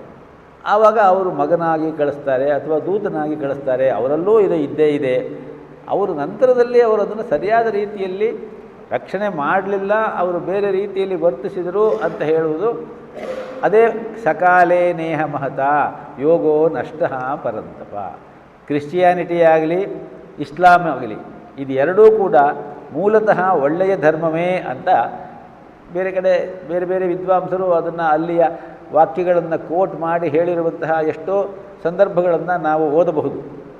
ಆದರೆ ನಂತರದಲ್ಲಿ ಏನಾಗ್ತದೆ, ಅವರಿಗೆ ಅವರ ಧರ್ಮವನ್ನು ದೊಡ್ಡದು ಮಾಡಿಕೊಳ್ಬೇಕು ಅನ್ನುವ ಒಂದು ಆಮಿಷವೇ ಕಾರಣವಾಗಿ ಮೊಹಮ್ಮದೀಯರು 1,000 ವರ್ಷ ನಮ್ಮನ್ನು ಆಳುವಂತೆ ಆಗ್ತದೆ, ಸಂಪೂರ್ಣ ಶಿಥಿಲವಾಗಿ ಹೋಗ್ತದೆ. ಆ ರೀತಿಯಲ್ಲಿ ಧರ್ಮ ಸಂಸ್ಥಾಪನಾರ್ಥಾಯ ಸಂಭವಾಮಿ ಯುಗೇ ಯುಗೆ. ಇದು 2 ಶ್ಲೋಕ ಸಾಮಾನ್ಯವಾಗಿ ಎಲ್ಲರಿಗೂ ಗೊತ್ತಿರುವಂತಹ ಒಂದು ಶ್ಲೋಕ. 9ನೇ ಶ್ಲೋಕ ಹೇಳ್ತದೆ, ಜನ್ಮ ಕರ್ಮ ಚ ಮೇ ದಿವ್ಯಂ ಏವಂ ಯೋ ವೇತ್ತಿ ತತ್ವತಃ ತ್ಯಕ್ತ್ವಾ ದೇಹಂ ಪುನರ್ಜನ್ಮ ನೈತಿ ಮಾಮೇತಿ ಸೋ ಅರ್ಜುನ. ಅರ್ಜುನ, ಯಾರು ನನ್ನ ದಿವ್ಯವಾದ ಅವತಾರವನ್ನು ಮತ್ತು ಕರ್ಮವನ್ನು ಯಥಾರ್ಥವಾಗಿ ಗ್ರಹಿಸುತ್ತಾರೋ, ತಿಳಿದುಕೊಳ್ಳುತ್ತಾರೋ, ಅವರು ತ್ಯಕ್ತ್ವಾ ದೇಹಂ ಪುನರ್ಜನ್ಮ ನೈತಿ, ತಮ್ಮ ದೇಹವನ್ನು ಬಿಟ್ಟ ಮೇಲೆ ಪುನರ್ಜನ್ಮವನ್ನು ಪಡೆಯುವುದಿಲ್ಲ. ಮಾಮೇತಿ ಏತಿ, ಮಾಂ ಏತಿ, ಏತಿ ಅಂದರೆ ನನ್ನನ್ನೇ ಹೊಂದುತ್ತಾರೆ ಅಂತಹವರು. ಜನ್ಮ, ಭಗವಂತನ ಜನ್ಮ ಆಗಿರುವುದು ಶ್ರೀಕೃಷ್ಣನನ್ನು ಅವನು ಇದ್ದಾಗಲೇ ಅವನು ಅವತಾರಿ ಅಂತ ಹೇಳಿ ಎಷ್ಟೋ ಜನ ಒಪ್ಪಿರಲಿಲ್ಲ. ಭೀಷ್ಮಾದಿಗಳು ಒಪ್ಪಿದ್ರು, ದ್ರೋಣಾದಿಗಳಿಗೆ ಗೊತ್ತಿತ್ತು, ಪಾಂಡವರಿಗೆ ಗೊತ್ತಿತ್ತು, ಅರ್ಜುನನಿಗೆ ಗೊತ್ತಿತ್ತು ಗೊತ್ತಿಲ್ಲ ಆ ತರಹ. ಮಾಯೆ ಇತ್ತು, ಅರ್ಜುನನನ್ನು ಮಾಯೆ ಮುಸುಕಿಕೊಂಡಿತ್ತು. ಸರಿಯಾಗಿ ಕೃಷ್ಣನನ್ನು ತಿಳಿದುಕೊಂಡವರು ಆ ಕಾಲದಲ್ಲಿ ಅಂದರೆ ಭೀಷ್ಮರು ಒಬ್ಬರೇ ಅಂತ ಹೇಳ್ತಾರೆ. ಭೀಷ್ಮರು ಒಬ್ಬರೇ ಸರಿಯಾಗಿ ತಿಳಿದುಕೊಂಡಿದ್ದರಿಂದನೇ ವಿಷ್ಣು ಸಹಸ್ರನಾಮ ಅವರ ಬಾಯಿಂದನೇ ಹೇಳಿಸ್ತಾನೆ ಕೃಷ್ಣ, ಅದು ಅವನ ಸಮ್ಮುಖದಲ್ಲೇ. ಹಾಗೆ ಧರ್ಮರಾಜನಿಗೆ ಸಂಪೂರ್ಣ ಅನುಶಾಸನದ ಪರ್ವ ಪೂರ್ತಿ ಧರ್ಮಚಿಂತನೆಯನ್ನು ಭೀಷ್ಮರಿಂದಲೇ ಹೇಳಿಸ್ತಾನೆ ಶ್ರೀಕೃಷ್ಣ. ಆ ರೀತಿಯಲ್ಲಿ ಜನ್ಮ, ನನ್ನ ಹುಟ್ಟು ಮತ್ತು ನಾನು ಹುಟ್ಟಿ ಬಂದಾಗ ಮಾಡಿದಂತಹ ಅವತಾರದ ಕರ್ಮಗಳು ಇವುಗಳನ್ನು ದಿವ್ಯ ಎಂಬುದಾಗಿ ಯಾರು ಪರಿಭಾವಿಸಿ ತತ್ವತಃ ವೇತ್ತಿ, ಸುಮ್ಮನೆ ಕಥೆ ಓದೋದಲ್ಲ, ಕಥೆ ಓದಿ ತಿಳ್ಕೊಳ್ಳೋದಲ್ಲ, ಅದರ ಮೂಲ ತತ್ವವನ್ನು ಯಾರು ತಿಳಿದುಕೊಳ್ತಾರೋ, ಇದು ಇದು ಋಗ್ವೇದದಲ್ಲಿ ಈ ಚಿಂತನೆ ಇದಕ್ಕೆ ಮೂಲ, ವೇದದ ಮೂಲ ಅಂತ ಹೇಳ್ಬೋದು. ಇದು ಸರ್ವೋಪನಿಷದೋ ಗಾವೋ ದೋಗ್ಧ ಗೋಪಾಲನಂದನ ಪಾರ್ಥೋ ವತ್ಸಸ್ವಧೀರ್ಭೋಕ್ತ ದುಗ್ಧಂ ಗೀತಾಮೃತಂ ಮಹತಂತಿದೆ. ಉಪನಿಷತ್ತುಗಳ ಮೂಲ ಯಾವುದು? ವೇದಗಳು. ಋಗ್ವೇದದ ಒಂದು ಮಂತ್ರ ಹೇಳುತ್ತೆ, ಯಃ ಪೂರ್ವಾಯ ವೇದಸೇ ನವೀಯಸೆ ಸಮಜ್ಜಾನಯೇ ವಿಷ್ಣವೇ ದದಾಶತಿ ಯೋ ಜಾತಮಸ್ಯ ಮಹತೋ ಮಹಿಬ್ರವತ್ ಸೇದುಶ್ರವಂ ಚಿದಭ್ಯಸತ್ ಅಂತ ಒಂದು ಮಂತ್ರ. ಇದನ್ನು ವಿಷ್ಣು ಸೂಕ್ತ ಅಂತ ಹೇಳಿ ವೈದಿಕರು ಅದನ್ನು ಪ್ರಾರ್ಥನೆಗೆ ಇಟ್ಟುಕೊಂಡಿದ್ದಾರೆ. ಅಲ್ಲಿ ಏನು ಹೇಳುತ್ತೆ ಆ ಮಂತ್ರ ಅಂತ ಕೇಳಿದ್ರೆ, ಯಾರು ಜಗತ್ ಕಾರಣನು, ಜಗತ್ ಕರ್ತೃವು, ನಿತ್ಯ ನೂತನನು, ಶ್ರಿಯಃಪತಿಯೂ ಆಗಿರುವ ವಿಷ್ಣುವನ್ನು ಸರಿಯಾದ ರೀತಿಯಲ್ಲಿ ತಿಳಿದುಕೊಂಡು ಯೋ ಜಾತಮಸ್ಯ ಮಹತೋ ಮಹಿಬ್ರವತು, ಅವನ ಜನ್ಮ ಮತ್ತು ಜನ್ಮಸಿ ಬಂದಾಗ ಅವನು ಮಾಡಿದಂತಹ ಕರ್ಮಗಳನ್ನು ಸರಿಯಾದ ರೀತಿಯಲ್ಲಿ ತತ್ವತಃ ತಿಳಿದುಕೊಂಡು ಅವನನ್ನೇ ಅನುಸರಿಸುತ್ತಾರೋ, ಅವನಿಗೇ ಶರಣಾಗುತ್ತಾರೋ, ಅವನನ್ನೇ ಪರಮ ಎಂಬುದಾಗಿ ಭಾವಿಸುತ್ತಾರೋ ಅವರು ಏನು ಆಗ್ತಾರೆ? ವಿಷ್ಣುವನ್ನೇ, ನನ್ನನ್ನೇ ಬಂದು ಸೇರ್ತಾರೆ. ವಿಷ್ಣುವನ್ನೇ, ನನ್ನನ್ನು ಅಂತಲ್ಲ, ಅಲ್ಲಿ ಋಷಿ ಹೇಳೋದು ಚಿದಭ್ಯಸತು, ಚಿತ್, ಆ ಚಿತ್ ಶಕ್ತಿಯನ್ನೇ, ಆ ಚಿದ್ಭಾವವನ್ನೇ ಪಡಿತಾರೆ ಅನ್ನುವಂತಹ ಮಾತನ್ನು ಹೇಳ್ತಾರೆ ವೇದದಲ್ಲಿ. ಆ ರೀತಿಯಲ್ಲಿ ಜನ್ಮಕರ್ಮ ಚ ಮೇ ದಿವ್ಯಂ ಏವಂ ಯೋ ವೇತ್ತಿ ತತ್ವತಃ ತ್ಯಕ್ತ್ವಾ ದೇಹಂ ಪುನರ್ಜನ್ಮ ನೈತಿ ಮಾಮೇತಿ ಸೋರ್ಜುನ. ಅವತಾರದ ತತ್ವ, ಅವತಾರ ಅಂತ ಹೇಳುವುದು ಮುಖ್ಯವಾಗಿ ಭಗವದ್ಗೀತೆಯಲ್ಲಿ ನಮಗೆ ಬಂದಿರುವಂತಹ ಒಂದು ಹೊಸ ಒಂದು ಸಂದೇಶದ ರೀತಿಯಲ್ಲಿ ಬಂದಿದೆ. ಭಗವದ್ಗೀತೆ ನಮಗೆ ಕೊಟ್ಟಿರುವುದು ಸಾಂಪ್ರದಾಯದ ಧರ್ಮದ ಚಿಂತನೆಯನ್ನು ಇಟ್ಟುಕೊಂಡು ಬಂದಿರುವಂತಹ ಭಗವದ್ಗೀತೆ ನಮಗೆ ಮುಖ್ಯವಾಗಿ 3 ವಿಚಾರಗಳನ್ನು ಮೊದಲ ಬಾರಿಗೆ ನಮಗೆ ಕೊಟ್ಟಿದೆ. ಇದು ನಾವು ಪ್ರಾರಂಭದ ಕ್ಲಾಸ್ಗಳಲ್ಲೇ ಇದನ್ನು ಚಿಂತನೆ ಮಾಡಿದ್ದೇವೆ ಅಂತ ಅಂದ್ಕೊಳ್ತೀನಿ. ಅದು ಯಾವುದು ಅಂತ ಕೇಳಿದ್ರೆ, ಒಂದು ನಿಷ್ಕಾಮ ಕರ್ಮಯೋಗ. ನಿಷ್ಕಾಮ ಕರ್ಮಯೋಗವೇ ಕಾರಣವಾಗಿರುವ, ನಿಷ್ಕಾಮ ಕರ್ಮಯೋಗವೇ ಮುಖ್ಯವಾಗಿರುವ ಸ್ವಧರ್ಮ ಪರಿಪಾಲನೆ ಹಾಗೂ ಅದಕ್ಕೆ ಸೇರಿರುವಂತಹ ಲೋಕ ಸಂಗ್ರಹ ಭಾವ, ಅದು ಮೊದಲನೇದು. ಎರಡನೇದು ವಿಸ್ತೃತವಾದ ಯೋಗ ಸಮನ್ವಯತೆಯ ಸಾಧನಾ ಪಥ. 6ನೇ ಅಧ್ಯಾಯ ಯೋಗದ ಸಂಪೂರ್ಣ ವಿಚಾರವನ್ನು ಹೇಳಿದರೂ ಕೂಡ ಇಡೀ ಭಗವದ್ಗೀತೆಯೇ ಯೋಗದ ಸಾಧನಾ ಪಥ. ಭಗವದ್ಗೀತೆ ಉಪನ್ಯಾಸ ಮಾಡೋದಾಗಲಿ ಕ್ಲಾಸ್ನಲ್ಲಿ ತಿಳ್ಕೊಳ್ಳೋದಾಗಲಿ ಅಲ್ಲ, ಅದೊಂದು ಸಾಧನ ಗ್ರಂಥ ಅಂತ ಹೇಳ್ತಾರೆ. ಬ್ರಹ್ಮಸೂತ್ರಗಳಿಗೆ ಪ್ರಸ್ಥಾನತ್ರಯ ಅಂತ ಉಂಟಲ್ವೇ, ಪ್ರಸ್ಥಾನತ್ರಯದಲ್ಲಿ ಬ್ರಹ್ಮಸೂತ್ರ ಒಂದು, ಉಪನಿಷತ್ ಒಂದು, ಭಗವದ್ಗೀತೆ ಒಂದು. ಅದರಲ್ಲಿ ಭಗವದ್ಗೀತೆಯನ್ನು ಏನು ಅಂತ ಹೇಳ್ತಾರೆ? ಸಾಧನ ಸೂತ್ರ ಅಂತಲೇ ಹೇಳ್ತಾರೆ. ಉಪನಿಷತ್ತನ್ನು ನೀತಿ ಸೂತ್ರ ಅಂತ ಹೇಳ್ತಾರೆ. ಬ್ರಹ್ಮಸೂತ್ರವನ್ನು ಆತ್ಮತತ್ವ ನಿರ್ಣಯ ಸೂತ್ರ ಅಂತ ಹೇಳ್ತಾರೆ. ಆ ರೀತಿಯಲ್ಲಿ ಇದು ಸಾಧನ. ಭಗವದ್ಗೀತೆ ಇರುವುದೇ ಸಾಧನೆಗೋಸ್ಕರ. ಇಲ್ಲಿ ಮುಖ್ಯವಾಗಿ ನಾವು ಎಷ್ಟರ ಮಟ್ಟಿಗೆ ಅದನ್ನು ನಾವು ನಮ್ಮದಾಗಿ ಮಾಡಿಕೊಂಡು ಅದನ್ನು ಅನುಸಂಧಾನದಲ್ಲಿ ಇಟ್ಟುಕೊಳ್ತೀವಿ ಎನ್ನುವುದೇ ಭಗವದ್ಗೀತೆ ಓದಿದ್ದಕ್ಕೆ ಅದರ ಸಾರ್ಥಕತೆ ಅನ್ನುವ ಮಾತು ಕೂಡ ಉಂಟು.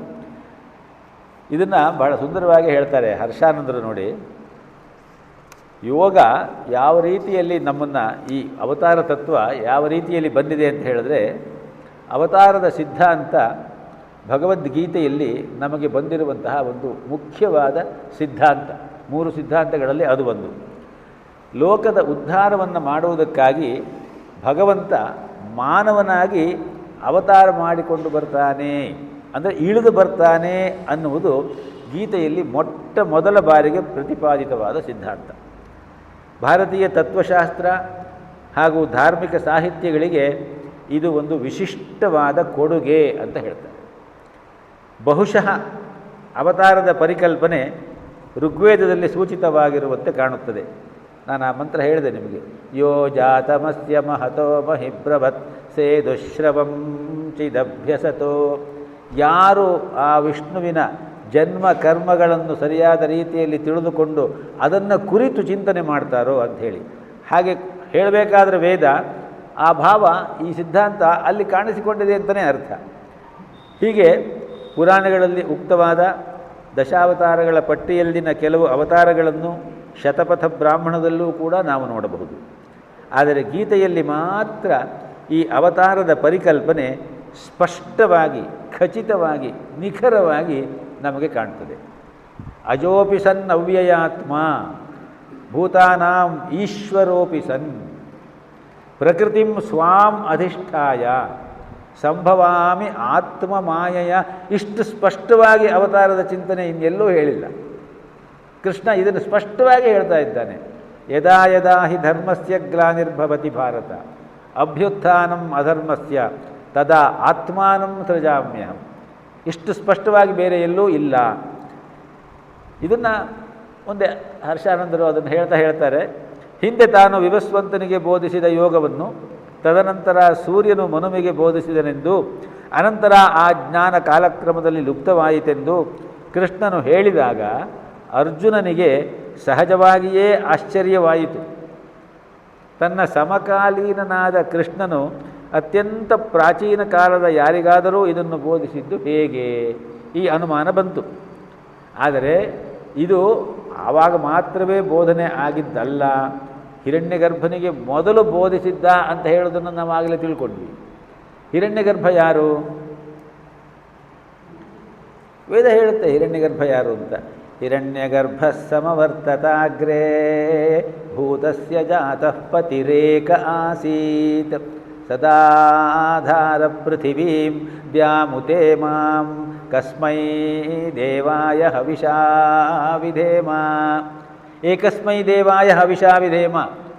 ಏಕಮೇವಾದ್ವಿತೀಯನಾದ ಆ ಪ್ರಜಾಪತಿಗೆ ಕಾರಣನಾದ ಆ ಹಿರಣ್ಯಗರ್ಭನೇ ಎಲ್ಲಕ್ಕೂ ಕಾರಣನು. ಹಿರಣ್ಯಗರ್ಭ ಅಂದರೆ ಪ್ರಜಾಪತಿ, ಪ್ರಜಾಪತಿ ಅಂದರೆ ಸೃಷ್ಟಿಕಾರಕ. ಆ ಹಿರಣ್ಯಗರ್ಭನಿಗೆ ಭಗವಂತನಾದ ಮಹಾವಿಷ್ಣು ಬೋಧನೆ ಮಾಡಿದ. ಅದು ನಾವು ಚಿಂತನೆ ಮಾಡಬೇಕು. ಹಾಗಾಗಿ ಬ್ರಹ್ಮನಿಂದ ಇಳಿದು ಬಂತು. ಬ್ರಹ್ಮನಿಗೂ ಹೇಳಿದವನು ಯಾರು? ಮಹಾವಿಷ್ಣು, ನಾರಾಯಣ. ಗುರುತಮೋ ಲೋಕೆ. ವಿಷ್ಣು ಸಹಸ್ರನಾಮದಲ್ಲಿ ನಾವು ಆ ಸ್ತೋತ್ರ ಹೇಳ್ಕೊಳ್ತೀವೋ ಇಲ್ವೋ, ಅಲ್ಲಿ ಗುರುಹು ಅಂತ ಒಂದು ಪದ ಇದೆ, ಅದಕ್ಕೊಂದು ಅರ್ಥ ಉಂಟು. ಗುರುತಮಃ ಅಂತ ಇನ್ನೊಂದು ಪದ ಇದೆ. ಆ ಗುರುತಮಃ ಅನ್ನುವ ಪದಕ್ಕೆ ಶಂಕರಾಚಾರ್ಯರು ಭಾಷ್ಯ ಬರಿತಾ ವಿರಿಂಚಾದೀನಾಮಪಿ ಜ್ಞಾನಃ ದತ್ತವಾನ್ ಇತಿ ಸಹ ಗುರುತಮಃ. ಬ್ರಹ್ಮಾದಿ ಸಮಸ್ತರಿಗೂ ಕೂಡ ಮೊದಲ ಬಾರಿಗೆ ಜ್ಞಾನವನ್ನು ಕೊಟ್ಟವನಾದದ್ದರಿಂದ ಅವನು ಗುರುತಮ, ಭಗವಂತ. ಅದು ಕೃಷ್ಣ. ಕೃಷ್ಣ ಒಂದು ಅವತಾರ ಅದು, ಆದರೆ ಒಂದು ಪೂರ್ಣಾವತಾರ. ಈ ರೀತಿಯಲ್ಲಿ ಕೃಷ್ಣ ಆ ಸತ್ಯವನ್ನು ಮೊದಲ ಬಾರಿಗೆ ಹೊರಗೆಡಹುತ್ತಾನೆ ಅಂತ ಹೇಳಿ ಸ್ವಾಮಿ ಹರ್ಷಾನಂದರು ಇಲ್ಲೇ ಹೇಳ್ತಾರೆ. ಅರ್ಜುನ ತಾನು ಕೂಡ ಅನೇಕ ಜನ್ಮಗಳನ್ನು ಎತ್ತಿದ್ದ. ಆದರೆ ಅರ್ಜುನ ತನ್ನ ಪ್ರಾರಬ್ಧ ಕರ್ಮಗಳನ್ನು ಸವಿಸುವುದಕ್ಕಾಗಿ ಜನ್ಮ ಎತ್ತಿ ಬಂದಿದ್ದ. ಪ್ರಾರಬ್ಧ ಕರ್ಮಗಳನ್ನು ಸವಿಸುವುದಕ್ಕಾಗಿ ಜನ್ಮ ಎತ್ತಿ ಬಂದವರನ್ನು ಏನು ಅಂತ ಕರೀತಾರೆ? ಬದ್ಧ ಜೀವಿಗಳು ಅಂತ ಕರೀತಾರೆ. ನಾವೆಲ್ಲರೂ ಬದ್ಧ ಜೀವಿಗಳು. ಎರಡು ರೀತಿ, ಒಂದು ಬದ್ಧ ಜೀವಿ, ಇನ್ನೊಂದು ಮುಕ್ತ ಜೀವಿ. ಮುಕ್ತ ಜೀವಿಗಳು ನಮ್ಮ ಹಾಗೆ ಜನ್ಮ ಎತ್ತಿ ಬರೋದಿಲ್ಲ. ಅವರಿಗೆ ಗೊತ್ತಿರುತ್ತೆ ನಾನು ಯಾರು ಅಂತ ಹೇಳುವುದು. ಆ ದೃಷ್ಟಿಯಲ್ಲಿ ಜನ್ಮ ಅವನಿಗೆ ಆದ್ದರಿಂದಲೇ ಅರ್ಜುನನಿಗೆ ತನ್ನ ಹಿಂದಿನ ಜನ್ಮಗಳ ಸ್ಮರಣೆ ಇರಲಿಲ್ಲ. ಈ ಜಗತ್ತು ಸುಗಮವಾಗಿ ನಡಿಬೇಕಾದರೆ ಧರ್ಮದ ಕಟ್ಟಳೆ ಬಹಳ ಅವಶ್ಯಕ. ಸೃಷ್ಟಿ ಯಾವತ್ತೂ ಅಷ್ಟನೆಯ ಸತ್ವ ರಜಸ್ಸು ತಮಸ್ಸು ಅನ್ನುವ 3 ಗುಣಗಳಿಂದ ಕೂಡಿರುವುದು. ಆದರೆ ಆ 3 ಗುಣಗಳು ಒಂದೇ ಲೈನ್ನಲ್ಲಿ ಬಂದುಬಿಟ್ರೆ ಸೃಷ್ಟಿ ಇಲ್ಲ. ಆ ಒಂದೊಂದು ಗುಣ ಜಾಸ್ತಿ ಇರಬೇಕು, ಕಮ್ಮಿ ಇರಬೇಕು. ಇಲ್ಲಿರುವ ನಾವೊಂದು 25-30 ಜನರಲ್ಲಿ ಒಬ್ಬೊಬ್ಬರಲ್ಲಿ ಒಂದೊಂದು ಗುಣ ಹೆಚ್ಚು ಕಮ್ಮಿ ಇರ್ತದೆ. ಒಬ್ಬರಲ್ಲಿ ಸಾತ್ವಿಕ ಗುಣದ ಜೊತೆಯಲ್ಲಿ ರಜಾಗುಣ ಇರ್ಬೋದು, ಇನ್ನು ಕೆಲವರಲ್ಲಿ ರಜೋಗುಣದ ಜಾಸ್ತಿಯಾಗಿ ಸಾತ್ವಿಕ ಇರಬಹುದು. ಅಲ್ಪ ಸ್ವಲ್ಪ ತಮಸ್ಸು ನಮ್ಮೆಲ್ಲರಲ್ಲೂ ಇದ್ದೇ ಇದೆ. ನಾವೇನು ಅದನ್ನು ಒಪ್ಪಿಕೊಡ್ಲಿಕ್ಕೆ ಏನು ಹಿಂದಿರಬೇಕಾಗಿಲ್ಲ. ಆ ತಮಸ್ಸು ಇಲ್ಲದೇ ಇರುವ ಮನುಷ್ಯ ಇಲ್ಲವೇ ಇಲ್ಲ. ಆದರೆ ತಮೋಂಧಕಾರ ಅನ್ನುವ ಮಾತುಂಟು ಈಶಾವಾಸ್ಯೋಪನಿಷತ್ತಿನಲ್ಲಿ. ಅಂತಹ ಅಂಧಕಾರ ಇದ್ದಿದ್ದರೆ ನಾವಿಲ್ಲಿ ಗೀತೆ ಓದಲಿಕ್ಕೆ ಕೂತ್ಕೊಳ್ತಾ ಇರಲಿಲ್ಲ. ಅದನ್ನು ನಾವು ಗಮನ ಇಟ್ಟುಕೊಳ್ಬೇಕು. ಆ ರೀತಿಯಲ್ಲಿ ಈ ಗುಣಗಳು ಸರ್ವದಾ ಕುದಿಯಲ್ಲಿ ಇರುವುದರಿಂದ ಒಂದೊಂದು ಕಾಲಕ್ಕೆ ಒಂದೊಂದು ಗುಣ ಪ್ರಧಾನವಾಗಿ ಮೇಲಕ್ಕೆ ಬರುವುದು ಸಹಜ. ಆ ಗುಣಗಳು ಮೇಲೆಗೆ ಬಂದಾಗ, ತಮೋ ಗುಣಗಳು ರಜೋಗುಣಗಳೇ ಮೇಲಕ್ಕೆ ಬಂದಾಗ ಧರ್ಮವು ಖಿಲವಾಗಿ ಅಧರ್ಮ ಎಲ್ಲ ಕಡೆಗೂ ಹರಡಿಕೊಳ್ಳುವುದು ಸಹಜವಾದಂತಹ ಒಂದು ಕ್ರಿಯೆ. ಮಾನವನ ಇತಿಹಾಸದ ಅಂತಹ ಸಂಕಟ ಪರಿಸ್ಥಿತಿಯಲ್ಲಿ ಜಗದ್ರಕ್ಷಕನಾದ ಆ ಪರಮೇಶ್ವರನು ಧರ್ಮ ಸಂಸ್ಥಾಪನೆ ಮಾಡಿ ಲೋಕದ ಸಮತೋಲನವನ್ನು ಕಾಪಾಡಲು ತಾನೇ ಮಾನವ ರೂಪದಲ್ಲಿ ಅವತರಿಸಲು ಸಂಕಲ್ಪಿಸುತ್ತಾನೆ. ಇದು ಸಂಕಲ್ಪದಿಂದ ಬಂದದ್ದು ಕೃಷ್ಣನ ಅವತಾರ. ಆದ್ದರಿಂದಲೇ ಅದು ಅವತಾರ, ಅದು ಕೇವಲ ಜನ್ಮವಲ್ಲ. ಆದ್ದರಿಂದ ಅವನು ಅಜೋಪಿ ಸನ್, ಕೃಷ್ಣ ಹೇಳಿದ್ದಾನೆ ಇಲ್ಲಿ ಸ್ಪಷ್ಟವಾಗಿ 4ನೇ ಶ್ಲೋಕದಲ್ಲಿ, ಅಜೋಪಿ ಸನ್ ಅವ್ಯಯಾತ್ಮ ಭೂತಾನಾಂ ಈಶ್ವರೋಪಿ ಸನ್. ಸನ್ ಅಂತ ಹೇಳಿದ್ರೆ ನಾನು ಆ ಥರ ಇದ್ದರೂ ನನಗೆ ಹುಟ್ಟಿಲ್ಲ, ಆ ಜನ್ಮರಹಿತ, ನಾನು ಜನ್ಮಿಸಿ ಬಂದವನಲ್ಲ. ಅವ್ಯಯಾತ್ಮ, ನಾನು ನಾಶವಿಲ್ಲದೇ ಇರುವವನು. ನಾಶವಿಲ್ಲದವನಾದರೂ ನನಗೆ ಹುಟ್ಟಿಲ್ಲ ಅನ್ನುವುದು ಸತ್ಯವಾದರೂ, ಎಲ್ಲ ಭೂತ ಪ್ರಾಣಿಗಳಿಗೂ ನಾನು ಒಡೆಯನಾದರೂ, ನಾನು ನನ್ನ ಸ್ವಂತ ಇಚ್ಛೆಯಿಂದ ಜಗತ್ತಿನ ಹಿತಕ್ಕಾಗಿ ನಾನು ಹುಟ್ಟಿ ಬರ್ತೇನೆ, ಅವತಾರ ಮಾಡ್ತೇನೆ, ನಾನು ಕಾಣಿಸಿಕೊಳ್ತೇನೆ ಅನ್ನುವ ಮಾತನ್ನು ಇಲ್ಲಿ ಹೇಳ್ತಾನೆ. ಮಾನವ ರೂಪದಲ್ಲಿ ಭಗವಂತ ಅವತಾರ ಎತ್ತುವುದು ಜಗತ್ತಿನಲ್ಲಿ ಯಾವ ಸ್ಥಳದಲ್ಲಿ ಬೇಕಾದರೂ ಆಗ್ಬೋದು. ಅದು ಅಲ್ಲೇ ಆಗಬೇಕು ಇಲ್ಲೇ ಆಗಬೇಕು ಅಂತೇನಿಲ್ಲ. ಇದನ್ನೆಲ್ಲ ಹೇಳಿ ಶ್ರೀಕೃಷ್ಣ ಈ ಭಗವದ್ಗೀತೆಯಲ್ಲಿ ನಮಗೆ ಕೊಟ್ಟಿರುವಂತಹ ಮುಖ್ಯವಾದ ಅವತಾರದ ಆ ಒಂದು ಸಂದೇಶ ಏನು ಅಂತ ಕೇಳಿದ್ರೆ, ಕರ್ಮಣ್ಯೇವಾಧಿಕಾರಸ್ಥೆ ಮಾ ಫಲೇಶು ಕದಾಚನ ಮಾ ಕರ್ಮ ಫಲ ಹೇತುರ್ಭೋ ಮಾತೇ ಸಂಗೋ ಸ್ವಕರ್ಮಣಿ. ಅದೆಲ್ಲ ಸಾಕಷ್ಟು ನಾವು ನೋಡಿಕೊಂಡ್ವಿ. ಒಂದು 3-4 ಶ್ಲೋಕಗಳಲ್ಲಿ ಹೇಗೆ ನಾವು ಜನ್ಮ ಸಾರ್ಥಕ ಮಾಡಿಕೊಳ್ಬೇಕು ಅನ್ನೋದನ್ನು ಹೇಳ್ತಾರೆ. ಮೊದಲನೇದು 9ನೇ ಅಧ್ಯಾಯದ 34ನೇ ಶ್ಲೋಕ. ಮನ್ಮನಾಭವ ಮದ್ಭಕ್ತೋ ಮದ್ಯಾಜೀ ಮಾಂ ನಮಸ್ಕುರು ಮಾಮೇ ವೈಶ್ಯಸಿ ಯುಕ್ತೈವಂ ಆತ್ಮಾನಂ ಮತ್ಪರಾಯಣ ಅಂತ ಹೇಳ್ತಾನೆ. ನನ್ನಲ್ಲಿಯೇ ಮನಸ್ಸನ್ನು ಇಡು, ಮದ್ಭಕ್ತ ನನ್ನ ಭಕ್ತನಾಗು, ಮದ್ಯಾಜಿ ನನ್ನನ್ನು ಕುರಿತು ನೀನು ಯಜ್ಞಯಾಗ ಅಂತ ಹೇಳಿದ್ರೆ ನನ್ನ ಆರಾಧನೆಯನ್ನು ಮಾಡು, ನನ್ನನ್ನು ಪರಿಭಾವಿಸು, ಮಾಂ ನಮಸ್ಕುರು ನನ್ನನ್ನು ನಮಸ್ಕರಿಸು. ಮೊದಲು ನಮಸ್ಕಾರ ಮಾಡು ಅಂತ ಹೇಳಲಿಲ್ಲ ಅವನು. ನಿನ್ನ ನಮಸ್ಕಾರ ನಾನು ಒಪ್ಪಿಕೊಳ್ಬೇಕಾದ್ರೆ ಮೊದಲು ನೀನು ಮನಾಭವ, ನನ್ನನ್ನು ನೀನು ಮನಸ್ಸಿನಲ್ಲಿ ಇಟ್ಟುಕೊ. ಮದ್ಭಕ್ತೋ ಭವ, ನನ್ನ ಭಕ್ತನಾಗು. ಮದ್ಯಾಜೀ ಭವ, ನನ್ನ ಆರಾಧನೆಯನ್ನು ಮಾಡು. ಇದೆಲ್ಲ ಮಾಡ್ತೀನಿ ಎನ್ನುವ ಸರಿಯಾದ ತಿಳುವಳಿಕೆ ನಿನಗೆ ಇದ್ದಾಗ ಜನ್ಮ ಕರ್ಮ ಚ ಯೋ ವೇತ್ತಿ ದಿವ್ಯಂ, ಯಾರು ನನ್ನ ಜನ್ಮ ಕರ್ಮಗಳನ್ನು ಸರಿಯಾದ ರೀತಿಯಲ್ಲಿ ದಿವ್ಯವಾದ ಭಾವದಲ್ಲಿ ಇದೆ ಅನ್ನುವುದನ್ನು ತಿಳ್ಕೊಳ್ತಾನೋ ಅವನಿಗೆ ಮತ್ತೆ ತ್ಯಕ್ವಾ ದೇಹಂ ಪುನರ್ಜನ್ಮ ನೈತಿ ಮಾಮೇತಿ ಸೋರ್ಜುನ 4ನೇ ಶ್ಲೋಕದಲ್ಲಿ ಹೇಳಿರುವುದಿಲ್ಲಿ.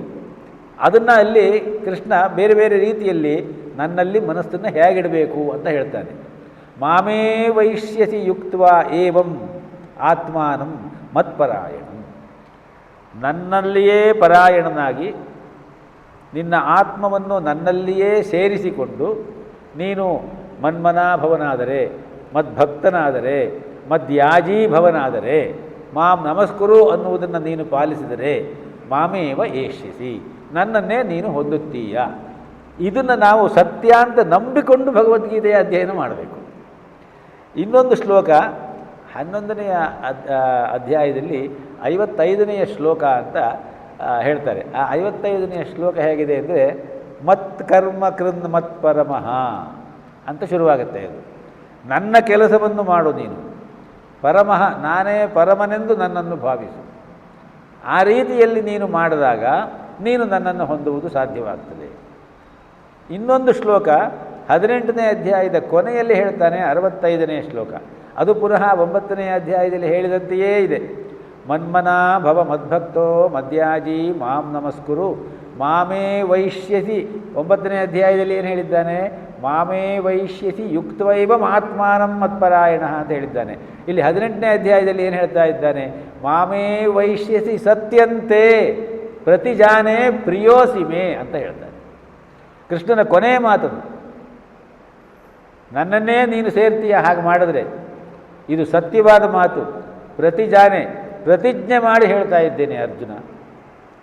ಯಾಕೆ ಅಂತ ಕೇಳಿದ್ರೆ, ಪ್ರಿಯೋಸಿಮೆ ನೀನು ನನಗೆ ಪ್ರಿಯನಾದವನು. ಇಲ್ಲಿ ನಾವು ನೋಡಿದಂತಹ ಶ್ಲೋಕಗಳಲ್ಲಿ ಭಕ್ತೋಸಿಮೆ ಅನ್ನುವ ಮಾತು ಬರ್ತದೆ ಅಲ್ವಾ, ಪ್ರಿಯೋಸಿಮೆ ಎಂದು ಮಾತು ಬರ್ತದಲ್ವಾ, ಅದನ್ನೇ ಕೊನೆಯವರೆಗೂ ಹಾಗೇ ತಗೊಂಡು ಹೋಗಿ 65ನೆಯ ಶ್ಲೋಕದಲ್ಲಿ 18ನೇ ಅಧ್ಯಾಯದಲ್ಲಿ ಕೃಷ್ಣ ಆ ಶ್ಲೋಕವನ್ನು ಹೇಳಿ ಈ ಉಪದೇಶವನ್ನು ಮುಗಿಸ್ತಾನೆ. ಅಲ್ಲಿಗೆ ಏನು ಅಂತಾಯಿತು? ನಾವು ಅವನ ಭಕ್ತರಾಗಬೇಕು, ಭಕ್ತರಾಗಿ ಅವನ ಕರ್ಮವನ್ನು ಮಾಡಬೇಕು. ಕರ್ಮ ಮಾಡುವುದು ಕರ್ಮಯೋಗ. ಇಲ್ಲಿ ಭಕ್ತಿಯೋಗವೂ ಇದೆ, ಕರ್ಮಯೋಗವೂ ಇದೆ, ಆಮೇಲೆ ಜ್ಞಾನಯೋಗವೂ ಇದೆ, ಹಾಗೆ ರಾಜಯೋಗವೂ ಇದೆ, ಎಲ್ಲವೂ ಇದೆ. ಇದನ್ನು ಎಲ್ಲವನ್ನೂ ನಾವು ಪ್ರತಿಯೊಬ್ಬರಲ್ಲೂ ಕೂಡ ಈ 4 ಯೋಗಗಳು ಸ್ವಲ್ಪ ಸ್ವಲ್ಪವಾದರೂ ಇರುತ್ತೆ ಎನ್ನುವ ಮಾತನ್ನು ಹೇಳ್ತಾರೆ. ಪ್ರತಿಯೊಬ್ಬರಲ್ಲೂ ಕೂಡ ನಾವು ಜ್ಞಾನಿಗಳಲ್ಲ, ನಾವು ಪೂರ್ತಿ ಭಕ್ತರೂ ಅಲ್ಲ, ನಾವು ಕರ್ಮಿಗಳೂ ಅಲ್ಲ, ನಾವು ರಾಜಯೋಗಿಗಳಂತೂ ಖಂಡಿತ ಅಲ್ಲ. ಆದರೆ ಅದೆಲ್ಲದರಲ್ಲೂ ನಮಗೆ ಆಸಕ್ತಿ ಇದೆ. ವಿಚಾರ ತಿಳ್ಕೊಳ್ಬೇಕು ಅನ್ನುವ ಜ್ಞಾನಾಪೇಕ್ಷೆ ಇದೆ. ಭಗವಂತನಲ್ಲಿ ಶರಣಾಗಬೇಕು, ಭಗವಂತ ಒಬ್ಬ ಇದ್ದಾನೆ, ಅವನಿಂದಲೇ ಎಲ್ಲ ನಡೀತಾ ಇದೆ ಎನ್ನುವ ಆ ಸಂಪೂರ್ಣ ಶರಣಾಗತಿಯ ಆತ್ಮಸಮರ್ಪಣ ಭಾವವೂ ನಮ್ಮಲ್ಲಿ ಇದೆ. ಆಮೇಲೆ ಕೆಲಸ ಮಾಡಬೇಕು, ಕೆಲಸ ಮಾಡದಿದ್ದರೆ ಈ ಜಗತ್ತು ನಡೆಯೋಲ್ಲ, ಸಂಸಾರವೂ ನಡೆಯೋಲ್ಲ. ಮೊದಲು ಸಂಸಾರದಿಂದ ಸಮಾಜ, ಸಮಾಜದಿಂದ ರಾಜ್ಯ, ರಾಜ್ಯದಿಂದ ದೇಶ, ದೇಶದಿಂದ ಲೋಕ ಅಲ್ವಾ? ಆ ರೀತಿಯಲ್ಲಿ ನಾವು ನಮ್ಮ ಸಂಸಾರಕ್ಕೆ ಮಾಡಿದರೂ ಕೂಡ ಏನು ತಪ್ಪಿಲ್ಲ ಅನ್ನೋದನ್ನು ಕೃಷ್ಣ ಎತ್ತಿ ಹೇಳ್ತಾನೆ. ಅರಸನ ಆಡಳಿತ ಸಂಸಾರದೂಳಿಗ, ಅದನ್ನು ತಿಳಿದುಕೊಂಡು ನಾವು ಮಾಡಬೇಕು ಅಂತ ಭರತನ ಉಪದೇಶ ನಮಗೆ. ನಾವು ಸಂಸಾರವನ್ನು ಸರಿಯಾದ ರೀತಿಯಲ್ಲಿ ನಿರ್ವಹಿಸಿದರೆ ರಾಮ ಕೊಟ್ಟಂತಹ ಪಾದುಕೆಗಳನ್ನು ಭರತ ಸಿಂಹಾಸನದ ಮೇಲೆ ಇಟ್ಟುಕೊಂಡು ತನ್ನ ಕರ್ತವ್ಯ ಕರ್ಮಗಳನ್ನು ನಿರಂತರವೂ ಸರಿಯಾದ ರೀತಿಯಲ್ಲಿ ಮಾಡ್ತಾ ಪ್ರತಿನಿತ್ಯವೂ ಕೂಡ ಆ ಪಾದುಕೆಗಳ ಮುಂದೆ ನಿಂತುಕೊಂಡು ಇವತ್ತು ಇಂತಿಂಥ ಕೆಲಸ ಮಾಡಿದ್ದೇನೆ ಅಂತ ಹೇಳ್ತಾ ಇದ್ದಂತೆ. ಅರಸ ಅಡವಿಗೈದೊಡಂ, ಅರಸ ಅಂದರೆ ರಾಮ ಅಡವಿಗೆ ಹೋದರೂ ಕೂಡ ಅವನ ಪಾದುಕೆಗಳಿಗೆ ಭರತ ಪ್ರತಿನಿತ್ಯವೂ ಕೂಡ ರಾಜ್ಯಾಡಳಿತದ ವಿಚಾರವೆಲ್ಲವನ್ನೂ ಅರುಹುತ್ತಿದ್ದ. ಹಾಗೆ ಅರುಹಿ ತನ್ನ ಕರ್ತವ್ಯ ಕರ್ಮಗಳನ್ನು ನಿಸ್ವಾರ್ಥ ದೃಷ್ಟಿಯಿಂದ ಚಿಕೀರ್ಷು ಲೋಕ ಸಂಗ್ರಹಂ, ಇದು ಇಲ್ಲಿ ನಾವು ಹೇಳ್ಕೊಂಡಿದ್ದೇವೆ ಹಿಂದಿನ ಕ್ಲಾಸ್ನಲ್ಲಿ. ಆ ಲೋಕ ಸಂಗ್ರಹದ ಕಾರಣದಿಂದ ಆ ಅಪೇಕ್ಷೆ ಉಳ್ಳವನಾಗಿ ಕರ್ಮ ಮಾಡಬೇಕು. ಹೀಗೆ ಮಾಡಬೇಕು ಅಂತ ಹೇಳಿ ಈ ಅವತಾರದ ಮುಖ್ಯವಾದ ಉದ್ದೇಶ ಅಂತ ಹೇಳಿ, ಇನ್ನೂ ಬೇಕಾದಷ್ಟಿದೆ ಅದು, ಆದರೆ ಮುಖ್ಯವಾಗಿ ನಮ್ಮಂಥವರಿಗೆ ಅದು ಅಷ್ಟು ಇಟ್ಟುಕೊಂಡ್ರೆ ಸಾಮಾನ್ಯವಾಗಿ ನಾವು ಅದನ್ನು ಅಷ್ಟೋ ನಾವು ಪಾಲಿಸ್ತಾ ಇದ್ದೀವಿ ಎನ್ನುವ ಸಮಾಧಾನವೂ ನಮಗೆ ಇದೆ ಅಂತ ಅಂದ್ಕೊಂಡಿದ್ದೇನೆ ಅಲ್ವಾ? ಆ ರೀತಿಯಲ್ಲಿ ನಾವು ಅದನ್ನು ಗೀತೆಯನ್ನು ಓದಿದ ಸಾರ್ಥಕತೆ ನಮ್ಮ ಮನಸ್ಸಿಗೆ ಬರ್ತದೆ. ಹೀಗೆ ಜನ್ಮ ಕರ್ಮಚ ಮೇ ದಿವ್ಯಂ ಏವಂ ಯೋ ವೇತ್ತಿ ತತ್ವತಃ ತ್ಯಕ್ತ್ವಾ ದೇಹಂ ಪುನರ್ಜನ್ಮ ನೈತಿ ಮಾಮೇತಿ ಸೋ ಅರ್ಜುನ. 10ನೆಯ ಶ್ಲೋಕ ಏನು ಹೇಳುತ್ತೆ? ವೀತ ರಾಗ ಭಯ ಕ್ರೋಧಾಃ ಮನ್ಮಯ ಮಾಂ ಉಪಾಶ್ರಿತಾಃ ಬಹವೋ ಜ್ಞಾನತಪಸ ಪೂತಾಃ ಮದ್ಭಾವಮಾಗತಾಃ. 3 ಬಿಡಬೇಕು ನಾವು. ಆಸಕ್ತಿ ರಾಗ, ಭಯ ಹೆದರಿಕೆ, ಕ್ರೋಧ ಸಿಟ್ಟು, ವೀತ ಇವುಗಳೆಲ್ಲವನ್ನೂ ಬಿಟ್ಟವರಾಗಿ, ಮನ್ಮಯ ನನ್ನಲ್ಲಿಯೇ ಮನಸ್ಸುಳ್ಳವರಾಗಿ, ಮನ್ಮನಾಭವ ಮದ್ಭಕ್ತೋ, 3 ಕಡೆ ಹೇಳಿದ್ದಾನೆ ಕೃಷ್ಣ ಅದನ್ನು. ಇಲ್ಲಿ ಮತ್ತೆ ಅದನ್ನೇ ಹೇಳ್ತಾ ಇದ್ದಾನೆ ಮೊದಲು ಪ್ರಾರಂಭದಲ್ಲಿ. ಭಕ್ತಿಯ ಪ್ರಾರಂಭ ಇದು. ಇದೇ ಭಕ್ತಿಯ ನಿಜವಾದ ಭಕ್ತಿ ಇಲ್ಲಿ ನಮಗೆ ಗೊತ್ತಾಗೋದು. ಮನ್ಮಯ ನನ್ನಲ್ಲಿಯೇ ಮನಸ್ಸುಳ್ಳವನಾಗಿ, ಮಾಂ ಉಪಾಶ್ರಿತಾ ನನ್ನನ್ನೇ ಆಶ್ರಯವನ್ನಾಗಿ ಹೊಂದಿದವನಾಗಿ. ಎಷ್ಟೋ ಜನ ಬಹವೋ ಜ್ಞಾನ ತಪಸಾಹ ಅನೇಕರು ಜ್ಞಾನರೂಪವಾದ ತಪಸ್ಸಿನಿಂದ ಪೂತಾಹ ಅಂತ ಹೇಳಿದ್ರೆ ಶುದ್ಧರಾಗಿ, ಮದ್ಭಾವಮಾಗತಾಹ ನನ್ನ ಭಾವವನ್ನೇ ಹೊಂದುತ್ತಾರೆ. ಅದರಿಂದ ಇಲ್ಲಿ ಮುಖ್ಯವಾಗಿ ಹೇಳುವುದೇನು ಅಂತ ಕೇಳಿದ್ರೆ, ನಮ್ಮನ್ನು ಪ್ರಪಂಚಕ್ಕೆ ಕಟ್ಟಿ ಹಾಕಿರುವ ಆ ಗೂಟಗಳಿಂದ ನಮ್ಮನ್ನು ನಾವು ಬಿಡಿಸಿಕೊಳ್ಳಬೇಕು ಅಂತ ಪರಮಹಂಸರು ಹೇಳ್ತಾರೆ. ಆ ಗೂಟ ಯಾವುದು? ಒಂದು ಆಸಕ್ತಿ, ಇನ್ನೊಂದು ಭಯ, ಮತ್ತೊಂದು ಕ್ರೋಧ. ಈ ಗೂಟಕ್ಕೆ ನಮ್ಮನ್ನು ನಾವು ಕಟ್ಟಿ ಹಾಕಿಕೊಂಡಿರುವುದರಿಂದ ನಾವು ಭಗವಂತನ ಆ ಕಡೆಗೆ ಹೋಗುವ ನೌಕಾಯಾನ ವಿಹಾರವನ್ನು ಮಾಡುವುದು ಸಾಧ್ಯವಾಗಿಲ್ಲ ಸರಿಯಾದ ರೀತಿಯಲ್ಲಿ. ಪರಮಹಂಸರು ಅದಕ್ಕೊಂದು ಸಣ್ಣ ಕಥೆಯನ್ನು ಹೇಳ್ತಾರೆ. 4 ಜನ ಕುಡುಕರು, ರಾತ್ರಿ ಆಗಿತ್ತು. ಸಾಮಾನ್ಯವಾಗಿ ಪಡಕಾನೆ ಅಂತ ಹೇಳಿದ್ರೆ ಪಡುವಣ, ಪಶ್ಚಿಮ. ರಾತ್ರಿ ಆದಮೇಲೆ ಮದ್ಯ ಕುಡಿಲೇಬೇಕು. ಸರಿ, ಒಳ್ಳೆ ರೀತಿಯಲ್ಲಿ ಮದ್ಯ ಸೇವನೆ ಮಾಡಿ ನದಿ ದಾಟಬೇಕಾಗಿತ್ತವರು. ನದಿ ಹತ್ತಿರ ಹೋದ್ರಂತೆ. ತೆಪ್ಪ ಇತ್ತು. ತೆಪ್ಪದಲ್ಲಿ ಕೂತ್ಕೊಂಡು ಹುಟ್ಟು ಹಾಕಿದ್ರು. ಮದ್ಯ ಅವರಿಗೆ ತಲೆಗೆ ಏರಿಬಿಟ್ಟಿದೆ. ಹುಟ್ಟು ಹಾಕ್ತಾನೇ ಇದ್ದಾರೆ. ಪೌರ್ಣಿಮೆಯ ರಾತ್ರಿ ಬೆಳದಿಂಗಳಿದೆ. ಸುಮಾರು ಒಂದು ಅರ್ಧರಾತ್ರಿಯ ಹೊತ್ತಿಗೆ ಅವರಿಗೆ ನಶೆ ಎಲ್ಲ ಇಳೀತು. ನೋಡ್ತಾರಂತೆ ತೆಪ್ಪ ಎಲ್ಲಿದೆಯೋ ಅಲ್ಲೇ ಇದೆ. ಹುಟ್ಟು ಹಾಕಿದ್ದು ಇವರು. ನೋಡಿದ್ರೆ ಸಾಮಾನ್ಯವಾಗಿ ತೆಪ್ಪವನ್ನು ದಡಕ್ಕೆ ತಂದರೆ ಒಂದು ಗೂಟಕ್ಕೆ ಕಟ್ಟಿ ಹಾಕಿರ್ತಾರೆ. ಯಾಕೆಂದರೆ ತೆಪ್ಪ ತೇಲಿ ಹೋಗಬಾರ್ದು. ಆ ಹಗ್ಗವೇ ಬಿಚ್ಚಿಲ್ಲ ಇವರು. ಹುಟ್ಟು ಹಾಕ್ತಾನೇ ಇದ್ದಾರೆ. ಆ ರೀತಿಯಲ್ಲಿ ನಾವು ಆಸಕ್ತಿ, ಭಯ, ಕ್ರೋಧ ಎನ್ನುವ ಗೂಟಕ್ಕೆ ನಮ್ಮನ್ನು ಕಟ್ಟಿ ಹಾಕಿಕೊಂಡು ಎಷ್ಟು ಗೀತಾಶ್ಲೋಕಗಳನ್ನು ಪಠನ ಮಾಡಿದ್ರು, ಎಷ್ಟು ಶಂಖನಾದ ಅಥವಾ ಘಂಟಾನಾದ ಮಾಡಿದ್ರು ಏನೂ ಪ್ರಯೋಜನ ಆಗೋದಿಲ್ಲ. ಎಲ್ಲ ರಾಮಕೃಷ್ಣ ಪರಮಹಂಸರ ಮಾತು. ನನ್ನಂಥವನ ಬಾಯಿಂದ ಅದು ಬಂದಾಗ ಅದು ಬಹಳ ನಮಗೆ ಹೆದರಿಕೆಯಿಂದ ಹೇಳ್ತಾ ಇದ್ದೀನಿ. ನಾನು ತುಂಬ ಹೆದರಿಕೆಯಿಂದ ಹೇಳ್ತಾ ಇದ್ದೀನಿ. ಯಾಕೆಂದರೆ ಅದು ದೊಡ್ಡವರು ಹೇಳಿದ ಮಾತನ್ನು ನಿಮಗೆ ಕನ್ವೆ ಮಾಡೋದಷ್ಟೇ ನಮ್ಮ ಯೋಗ್ಯತೆ, ಅದಕ್ಕಿಂತ ಜಾಸ್ತಿ ಇಲ್ಲ. ಆದ್ದರಿಂದ ಎಷ್ಟು ಮಾಡಿದ್ರೂ ಅಷ್ಟೇ ನಮ್ಮನ್ನು ನಾವು ಗೂಟಕ್ಕೆ ಕಟ್ಟಿ ಹಾಕಿಕೊಂಡಿರುವುದರಿಂದ ನಮಗೆ ಮೊದಲನೇದಾಗಿ ರಾಗವನ್ನು ಬಿಡಲಿಕ್ಕಾಗೋದಿಲ್ಲ, ಆಸಕ್ತಿಯನ್ನು ಬಿಡಲಿಕ್ಕಾಗೋದಿಲ್ಲ. ಆ ರಾಗ ಇದೆಯಲ್ಲ ಅದು ಬಹಳ ಕೆಟ್ಟದ್ದು. ರಾಗ ಮತ್ತು ದ್ವೇಷ ಇದೆರಡು ಒಂದೇ ನಾಣ್ಯದ 2 ಮುಖಗಳು.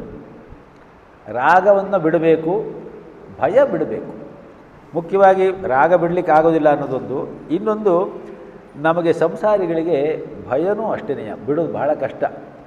ಅಯ್ಯೋ ಅಕ್ಕದವ್ರಿಗೆ ಹಿಂಗಾಯ್ತು, ಈಗ ಪಕ್ಕದವ್ರಿಗೆ ಹಿಂಗಾಯಿತು, ಅಯ್ಯೋ ಏನಪ್ಪ ನಮ್ಮ ಕತೆ ಏನಪ್ಪ, ನಮಗೇನು ಆಗದೇ ಇದ್ದರೆ ಸಾಕು ಅಂತ ಮಾತ್ರವೇ ಯೋಚನೆ ಮಾಡ್ತೀವಿ ಹೊರತು ನಾವು ನಮಗೆ ಮಾತ್ರ ಏನೂ ಆಗಬಾರ್ದು, ಅಕ್ಕಪಕ್ಕದವರಿಗೆ ಏನಾದರೂ ಪರವಾಗಿಲ್ಲ. ಆದರೆ ಭಯ ಅಂತ ಹೇಳೋದು ಸಹಜವಾದದ್ದು. ಭಯ ಈ ಲೋಕದಲ್ಲಿ ಭಯ ಇರುವುದರಿಂದಲೇ ನಿರ್ಭಯ ಸ್ವರೂಪಿಯಾದ ಒಬ್ಬ ಭಗವಂತ ನಮಗೆ ಬೇಕು ಅಂತ ಹೇಳಿ ಒಬ್ಬ ತಾತ್ವಿಕ ಚಿಂತಕರು ಹೇಳ್ತಾರೆ. ಭಯ ಇಲ್ಲದೆ ಹೋದರೆ ಭಗವಂತನ ಅವಶ್ಯಕತೆಯೇ ಇಲ್ಲ ನಮಗೆ. ಆಸ್ತಿಕರು ನಾಸ್ತಿಕರು ಅಂತ 2 ಪದ ಇದೆ. ಆಸ್ತಿಕ ಅಂದರೆ ಭಗವಂತ ಇದ್ದಾನೆ ಅನ್ನುವ ವೇದ ವಾಕ್ಯಗಳಲ್ಲಿ, ನಮ್ಮ ಶಾಸ್ತ್ರ ವಾಕ್ಯಗಳಲ್ಲಿ ನಂಬಿಕೆ ಇರುವವರು. ನಾಸ್ತಿಕರು ಅಂತ ಹೇಳಿದ್ರೆ ಅದರಲ್ಲೆಲ್ಲ ನಂಬಿಕೆ ಇಲ್ಲದೆ ಇರು. ನ ಅಸ್ತಿ ಆಸ್ತಿ ಅಸ್ತಿ, ಇದೆ, ಒಂದು ಶಕ್ತಿ ಇದೆ. ಶಾಸ್ತ್ರದಲ್ಲಿ ಹೇಳಿರುವುದು ಸತ್ಯ, ವೇದ ಹೇಳಿರುವುದು ಸತ್ಯ. ವೇದಾಂತ ಬೇರೆ ಏನು, ಈಗ ನಾವು ಹೇಳುವ ವೇದ ಮಂತ್ರಗಳು ಮಾತ್ರವೇ ಅಲ್ಲ. ವೇದ ಅನ್ನೋದು ಜ್ಞಾನ, ನಮ್ಮ ಶಾಸ್ತ್ರಗಳು, ಸ್ಕ್ರಿಪ್ಚರ್ಸ್ ಅನ್ನುವ ಪದ. ಸೊ ಆಸ್ತಿಕ ನಾಸ್ತಿಕ ಅಂತ. ನಾಸ್ತಿ ಚೇತ್ ನಾಸ್ತಿಕೋ ಹಾನಿ, ಅಸ್ತಿ ಚೇತ್ ನಾಸ್ತಿಕೋ ಹತಃ ಅಂತ ಒಂದು ಮಾತು ನಮ್ಮಲ್ಲಿ. ಒಂದು ವೇಳೆ ಈಗ ನಾಸ್ತಿಕರು ಹೇಳುವಂತೆ ಇಲ್ಲ ಅಂತಲೇ ಇಟ್ಟುಕೊಳ್ಳೋಣ, ಇಲ್ಲ ಅಂತಾದರೆ ಯಾರಿಗೂ ಏನೂ ಭಯ ಇಲ್ಲ. ಈಗ ನಾಸ್ತಿಕ ದೇವರನ್ನು ಬಾಯಿಗೆ ಬಂದಂಗೆ ಬೈತಾನೆ, ಅವನು ಇಲ್ಲ, ಅವನು ಎಲ್ಲ ಸುಳ್ಳು ಅಂಥೇಳಿ. ಸುಳ್ಳು ಅಂತಾದ್ಮೇಲೆ ಅವನನ್ನು ಬೈಯೋ ಅವಶ್ಯಕತೆ ಏನು ದೇವರನ್ನು? ಅವನು ಸುಳ್ಳು ಅಂತಲೂ ಹೇಳ್ತಾ ಇದ್ದಾನೆ, ದೇವರನ್ನು ಅಂಥವನು ಇಂಥವನು ಅಂತ ಬೈತಾನೋ ಇದ್ದಾನೆ ಅಲ್ವಾ? ನಾಸ್ತಿ ಚೇತ್ ನಾಸ್ತಿಕೋ ಹಾನಿ. ಒಂದು ವೇಳೆ ಅದು ಸತ್ಯವಾಗಲೂ ಇಲ್ಲದೆ ಹೋದರೆ ಯಾರಿಗೂ ಏನೂ ಹಾನಿ ಇಲ್ಲ. ಅಸ್ತಿ ಚೇತ್ ನಾಸ್ತಿಕೋ ಹತಃ. ಒಂದು ವೇಳೆ ಅದು ಇದ್ದಿದ್ದೇ ಹೌದಾದರೆ ದೇವರನ್ನು ನಿಂದಿಸಿದಾನಲ್ಲ ನಾಸ್ತಿಕ, ಅವನ ಕತೆ ಮುಗೀತು. ಇದು ನಮ್ಮಲ್ಲಿ ಸ್ವಾರಸ್ಯವಾಗಿ ಹೇಳುವಂತಹ ಒಂದು ಮಾತು. ಆ ರೀತಿಯಲ್ಲಿ ಈ ಭಯವನ್ನು ಕೂಡ ನಾವು ಮೀರುವುದು ಮುಖ್ಯವಾದದ್ದು. ಪ್ರತಿಯೊಂದರಲ್ಲೂ ನಮಗೆ ಭಯ ಸಂಸಾರ ಜೀವನದಲ್ಲಿ. ಮೂರನೆಯದು ಕ್ರೋಧ. ಕೋಪದಿಂದಲ ಅನರ್ಥಬಹುದು ಅಂತ ಹೇಳಿ ಸರ್ವಜ್ಞ ಹೇಳ್ತಾನೆ. ನಮ್ಮ ಜೀವನದಲ್ಲಿ ಎಲ್ಲ ಅನರ್ಥಗಳಿಗೂ ಕಾರಣವಾಗುವುದು ಮುಖ್ಯವಾಗಿ ಕೋಪದಿಂದ. ಕೋಪ ಬಂದಾಗ ಕೆಲವರು ಚಳಿ ರೋಗ ಬಂದಂಗೆ ನಡುಗ್ತಾ ಇರ್ತಾರೆ, ಅಷ್ಟು ಸಿಟ್ಟು ಬಂದುಬಿಡ್ತದೆ ಅವರಿಗೆ, ಮಾತು ಹೊರಡೋದಿಲ್ಲ. ಕ್ರೋಧಾದ್ಭವತಿ ಸಮೋಹ ಹೇಳ್ಕೊಂಡಿದ್ದೀವಲ್ಲ ನಾವು. ಕ್ರೋಧಾದ್ಭವತಿ ಸಮೋಹ, ಸಮೋಹಾತ್ ಸ್ಮೃತಿ ವಿಭ್ರಮ, ಸ್ಮೃತಿಭ್ರಂಶಾತ್ ಬುದ್ಧಿನಾಶ, ಬುದ್ಧಿನಾಶೋ ಪ್ರಣಶ್ಯತಿ. ಆ ರೀತಿಯಲ್ಲಿ ಈ ವೀತ ರಾಗ ಭಯ ಕ್ರೋಧ, ಈ ರಾಗ ಭಯ ಕ್ರೋಧ ಈ ಮೂರನ್ನು ನಾವು ಬಿಡಬೇಕು. ಬಿಟ್ಟು ಅವನಲ್ಲಿಯೇ ನಾವು ಸರಿಯಾದ ರೀತಿಯಲ್ಲಿ ಮನಸ್ಸನ್ನು ಇಡಬೇಕು. ಅವನನ್ನೇ ಆಶ್ರಯಿಸಬೇಕು. ಹೀಗೆ ಆಶ್ರಯಿಸಿ ಅವನನ್ನು ಕುರಿತು ನಿರಂತರ ಚಿಂತನೆ ಮಾಡಬೇಕು. ಜ್ಞಾನ ತಪಸಃ ಅಂತ ಹೇಳಿದರೆ ಈಗ ಜ್ಞಾನ ಯೋಗ ಅನ್ನುವ ಮಟ್ಟಕ್ಕೇನು ಹೋಗಬೇಕಾಗಿಲ್ಲ. ಜನ್ಮ ಕರ್ಮ ಚ ಯೋ ದಿವ್ಯಂ ಯೋ ಯೋ ವೇತ್ತಿ ಯೋ ಅಂತ ಹೇಳ್ಬಿಟ್ಟು ಹೇಳಿದ್ದಾನಲ್ಲ 4ನೇ ಶ್ಲೋಕದಲ್ಲಿ, ಅದನ್ನು ನಾವು ಚಿಂತನೆ ಮಾಡಬೇಕು. ಅದು ಜ್ಞಾನವೇ. ಆ ರೀತಿಯಲ್ಲಿ ಯಾರು ಅವನನ್ನು ಚಿಂತನೆ ಮಾಡ್ತಾ ನನ್ನನ್ನು ಸರಿಯಾದ ರೀತಿಯಲ್ಲಿ ನನ್ನನ್ನು ಆಶ್ರಯಿಸಿಕೊಂಡು ನನ್ನಲ್ಲೇ ಮನಸ್ಸಿಡ್ತಾರೋ ಅವರೆಲ್ಲರೂ ಪೂತರಾಗ್ತಾರೆ, ಶುದ್ಧರಾಗ್ತಾರೆ, ಮದ್ಭಾವಮಾಗತಃ. ನನ್ನ ಭಾವವನ್ನು ಸೇರ್ತಾರೆ, ನನ್ನನ್ನು ಸೇರ್ತಾರೆ, ನನ್ನ ಜೊತೆಯಲ್ಲಿ ಒಂದಾಗ್ತಾರೆ. ಅದರಿಂದಲೇ ಇಲ್ಲಿ ಅದಕ್ಕೆ ಹೇಳೋದು, ಇಲ್ಲಿ ಚಾತುರ್ವರ್ಣ್ಯಂ ಮಯಾ ಸೃಷ್ಟ ಅಂತ ಮುಂದೆ ಬರ್ತದೆ. ಆ ವರ್ಣ ಗುಣ ಮತ್ತು ಕರ್ಮ ಅನ್ನೋದು ಒಂದು ಮುಂದೆ ಹೇಳ್ತಾರೆ. ಮಹಾಭಾರತದಲ್ಲಿ ಒಂದು ಮಾತು ಬರ್ತದೆ, ನ ಶೂದ್ರಾಹ ಭಗವದ್ಭಕ್ತಾಹ ವಿಪ್ರಾಹ ಭಾಗವತಾಹ ಸ್ಮೃತಾಹ ಸರ್ವವರ್ಣೇಷು ತೇ ಶೂದ್ರಾಹ ಯೇ ಹ್ಯಭಕ್ತೇ ಜನಾರ್ದನೆ. ಭಾಗವತರು ಯಾವತ್ತೂ ಶೂದ್ರರಾಗುವುದಿಲ್ಲ. ಇದನ್ನು ಮನಸ್ಸಿನಲ್ಲಿ ಇಟ್ಕೊಳ್ಬೇಕು ನಾವು. ಭಾಗವತರು ಅಂದರೆ ಭಕ್ತರು. ನ ಶೂದ್ರಾಹ ಭಗವದ್ಭಕ್ತಾಹ ವಿಪ್ರಾಹ ಭಾಗವತಾಹ ಸ್ಮೃತಾಹ. ಅವರು ಪರಮ ಭಾಗವತರು, ಅವರು ನಿಜವಾದ ವಿಪ್ರರು. ಸರ್ವವರ್ಣೇಷು ತೇ ಶೂದ್ರಾಹ, ಎಲ್ಲ ವರ್ಣಗಳಲ್ಲಿಯೂ ಅವರು ಶೂದ್ರರು. ಎಷ್ಟು ಕರಾರುವಾಕ್ಕಾಗಿ ವೈಜ್ಞಾನಿಕವಾಗಿ ಹೇಳಿದ್ದಾನೆ ನೋಡಿ. ಕಾನ್ಫ್ಲಿಕ್ಟಿಗೆ ಅವಕಾಶವೇ ಇಲ್ಲ. ಎಲ್ಲ ವರ್ಣಗಳಲ್ಲಿ ಅವರು ಶೂದ್ರರು. ಯಾರು? ಯೇ ಹ್ಯಭಕ್ತಾಹ ಜನಾರ್ದನೆ. ಜನಾರ್ದನನಲ್ಲಿ ಯಾರಿಗೆ ಭಕ್ತಿ ಇಲ್ಲವೋ ಅವರು ಶೂದ್ರರು. ಈ ಚಿಂತನೆ ನಮ್ಮ ಒಳಭಾವಕ್ಕೆ ಬಂದಾಗ ನಮ್ಮಲ್ಲಿ ಮೇಲು ಕೀಳು ಶ್ರೇಷ್ಠ ಕನಿಷ್ಠ ಇತ್ಯಾದಿ ಬರೋಕ್ಕೆ ಸಾಧ್ಯವೇ ಇಲ್ಲ. ಇದಕ್ಕೆ ಅರ್ಥವನ್ನು ಬರಿತಾ ಪುರುಷ ಸೂಕ್ತದಲ್ಲಿ ಇದು ಬರ್ತದೆ. ಬ್ರಾಹ್ಮಣೋಸ್ಯ ಮುಖಮಾಸೀತ್ ಬಾಹುರಾಜನ್ಯಃ ಕೃತಃ. ಭಗವಾನ ಇಟ್ಕೊಂಡಿರೋದು ಇದೊಂದೇ ಮಂತ್ರ. ಅವನು ಆ ಶಾಬ್ದಿಕ ಅರ್ಥವನ್ನು ಮಾತ್ರವೇ ತಿಳ್ಕೊಂಡು ಅವನ ಮನಸ್ಸಿಗೆ ಬಂದಂತೆ ಮಾತಾಡ್ತಾನೆ. ಪ್ರೊಫೆಸರ್ ಭಗವಾನ್ ಅಂತ ಹೇಳ್ಬಿಟ್ಟು ಒಬ್ಬರಿದ್ದಾರೆ. ಆದರೆ ಇದಕ್ಕೆ ಡಿ ವಿ ಜಿ ಅವರು ಪುರುಷ ಸೂಕ್ತಕ್ಕೆ ಒಂದು ಸುಂದರವಾದಂತಹ ಒಂದು ವ್ಯಾಖ್ಯಾನ ಮಾಡಿದ್ದಾರೆ. ಅದರಲ್ಲಿ ಕೊನೆಯಲ್ಲಿ ಹೇಳ್ತಾರೆ, ಜಾತಿಯನ್ನು ಮೀರಬೇಕು ಅನ್ನುವುದೇ ಪುರುಷ ಸೂಕ್ತದ ಮುಖ್ಯ ಉದ್ದೇಶ. ಇಲ್ಲಿ ಭೌತಿಕವಾದಂತಹ ಆಕಾರದ ಬ್ರಾಹ್ಮಣ ಅಲ್ಲ, ಭೌತಿಕವಾದಂತಹ ಆಕಾರದ ಶೂದ್ರನಲ್ಲ. ಇದು ಇಡೀ ಸಮಾಜವನ್ನು ಒಂದು ಪುರುಷ ಅಂತ ಭಾವಿಸಿಕೊಂಡರೆ, ಜ್ಞಾನ ಅನ್ನುವುದು ಮುಖವಾದರೆ, ಶಕ್ತಿ ಎನ್ನುವುದು ಕ್ಷತ್ರಿಯನಾದರೆ, ಸಂಪತ್ತು ಎನ್ನುವುದು ವೈಶ್ಯನಾದರೆ, ಬೇರೆ ಕೆಲಸ ಮಾಡುವ ಪರಿಚಾರಕತೆ ಎನ್ನುವುದು ಶೂದ್ರ ಅಂತ ಅನ್ನಿಸಿಕೊಳ್ಳುತ್ತೆ ಹೊರತುವ ಬೇರೆ ಏನೂ ಅಲ್ಲ.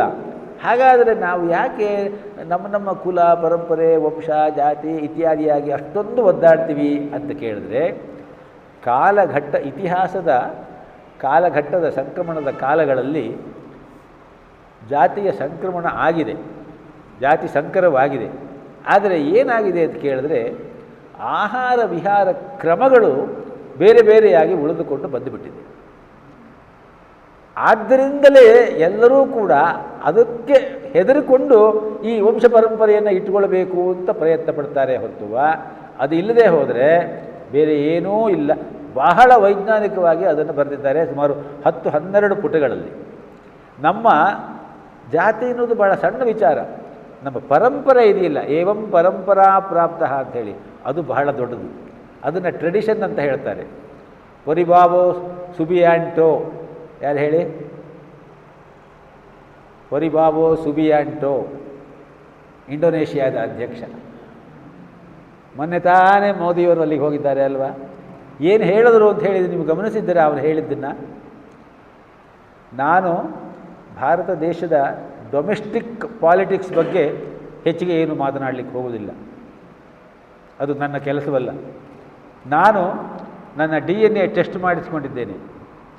ನಮ್ಮ ಮೂಲ ಹಿಂದೂ ದೇಶ, ಭಾರತೀಯ ಸಂಸ್ಕೃತಿ. ಆದ್ದರಿಂದಲೇ ಇಂದಿಗೂ ಕೂಡ ಈ ದೇಶ ಸಾಂಸ್ಕೃತಿಕವಾಗಿ ಪರಂಪರೆಯಿಂದ ಹಿಂದೂ ಸನಾತನ ಧರ್ಮದ ಮೂಲ ಸ್ವರೂಪವನ್ನೇ ಸಂಪೂರ್ಣವಾಗಿ ಉಳಿಸಿಕೊಂಡು ಬಂದಿದೆ. 85%ಗೂ ಮೇಲೆ ಮುಸ್ಲಿಮರು ಇರುವಂತಹ ದೇಶದಲ್ಲಿ ಅದರ ಅಧ್ಯಕ್ಷರಾದಂತಹ ಸುಬಿಯಾಂಟೋ ಈ ಮಾತನ್ನು ಹೇಳ್ತಾನೆ. ನಮ್ಮ ಪರಂಪರೆ ನಮಗೆ ಮುಖ್ಯ.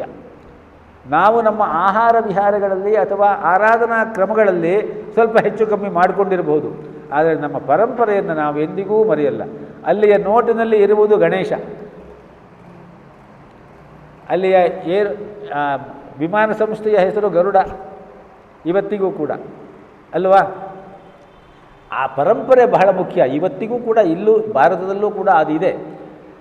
ಸುಮಾರು 1940-50ರ ದಶಕದಲ್ಲಿ ನಮ್ಮ ತಂದೆಯವರು ಹೇಳಿದ ಮಾತಿದು. ಸ್ವಾಮಿ ಕರಪಾತ್ರೀಜಿ ಅಂತ ಒಬ್ಬರು ಇದ್ದರು. ಹೆಸರು ನೀವು ಕೆಲವರಾದರೂ ಕೇಳಿರ್ತೀರಿ.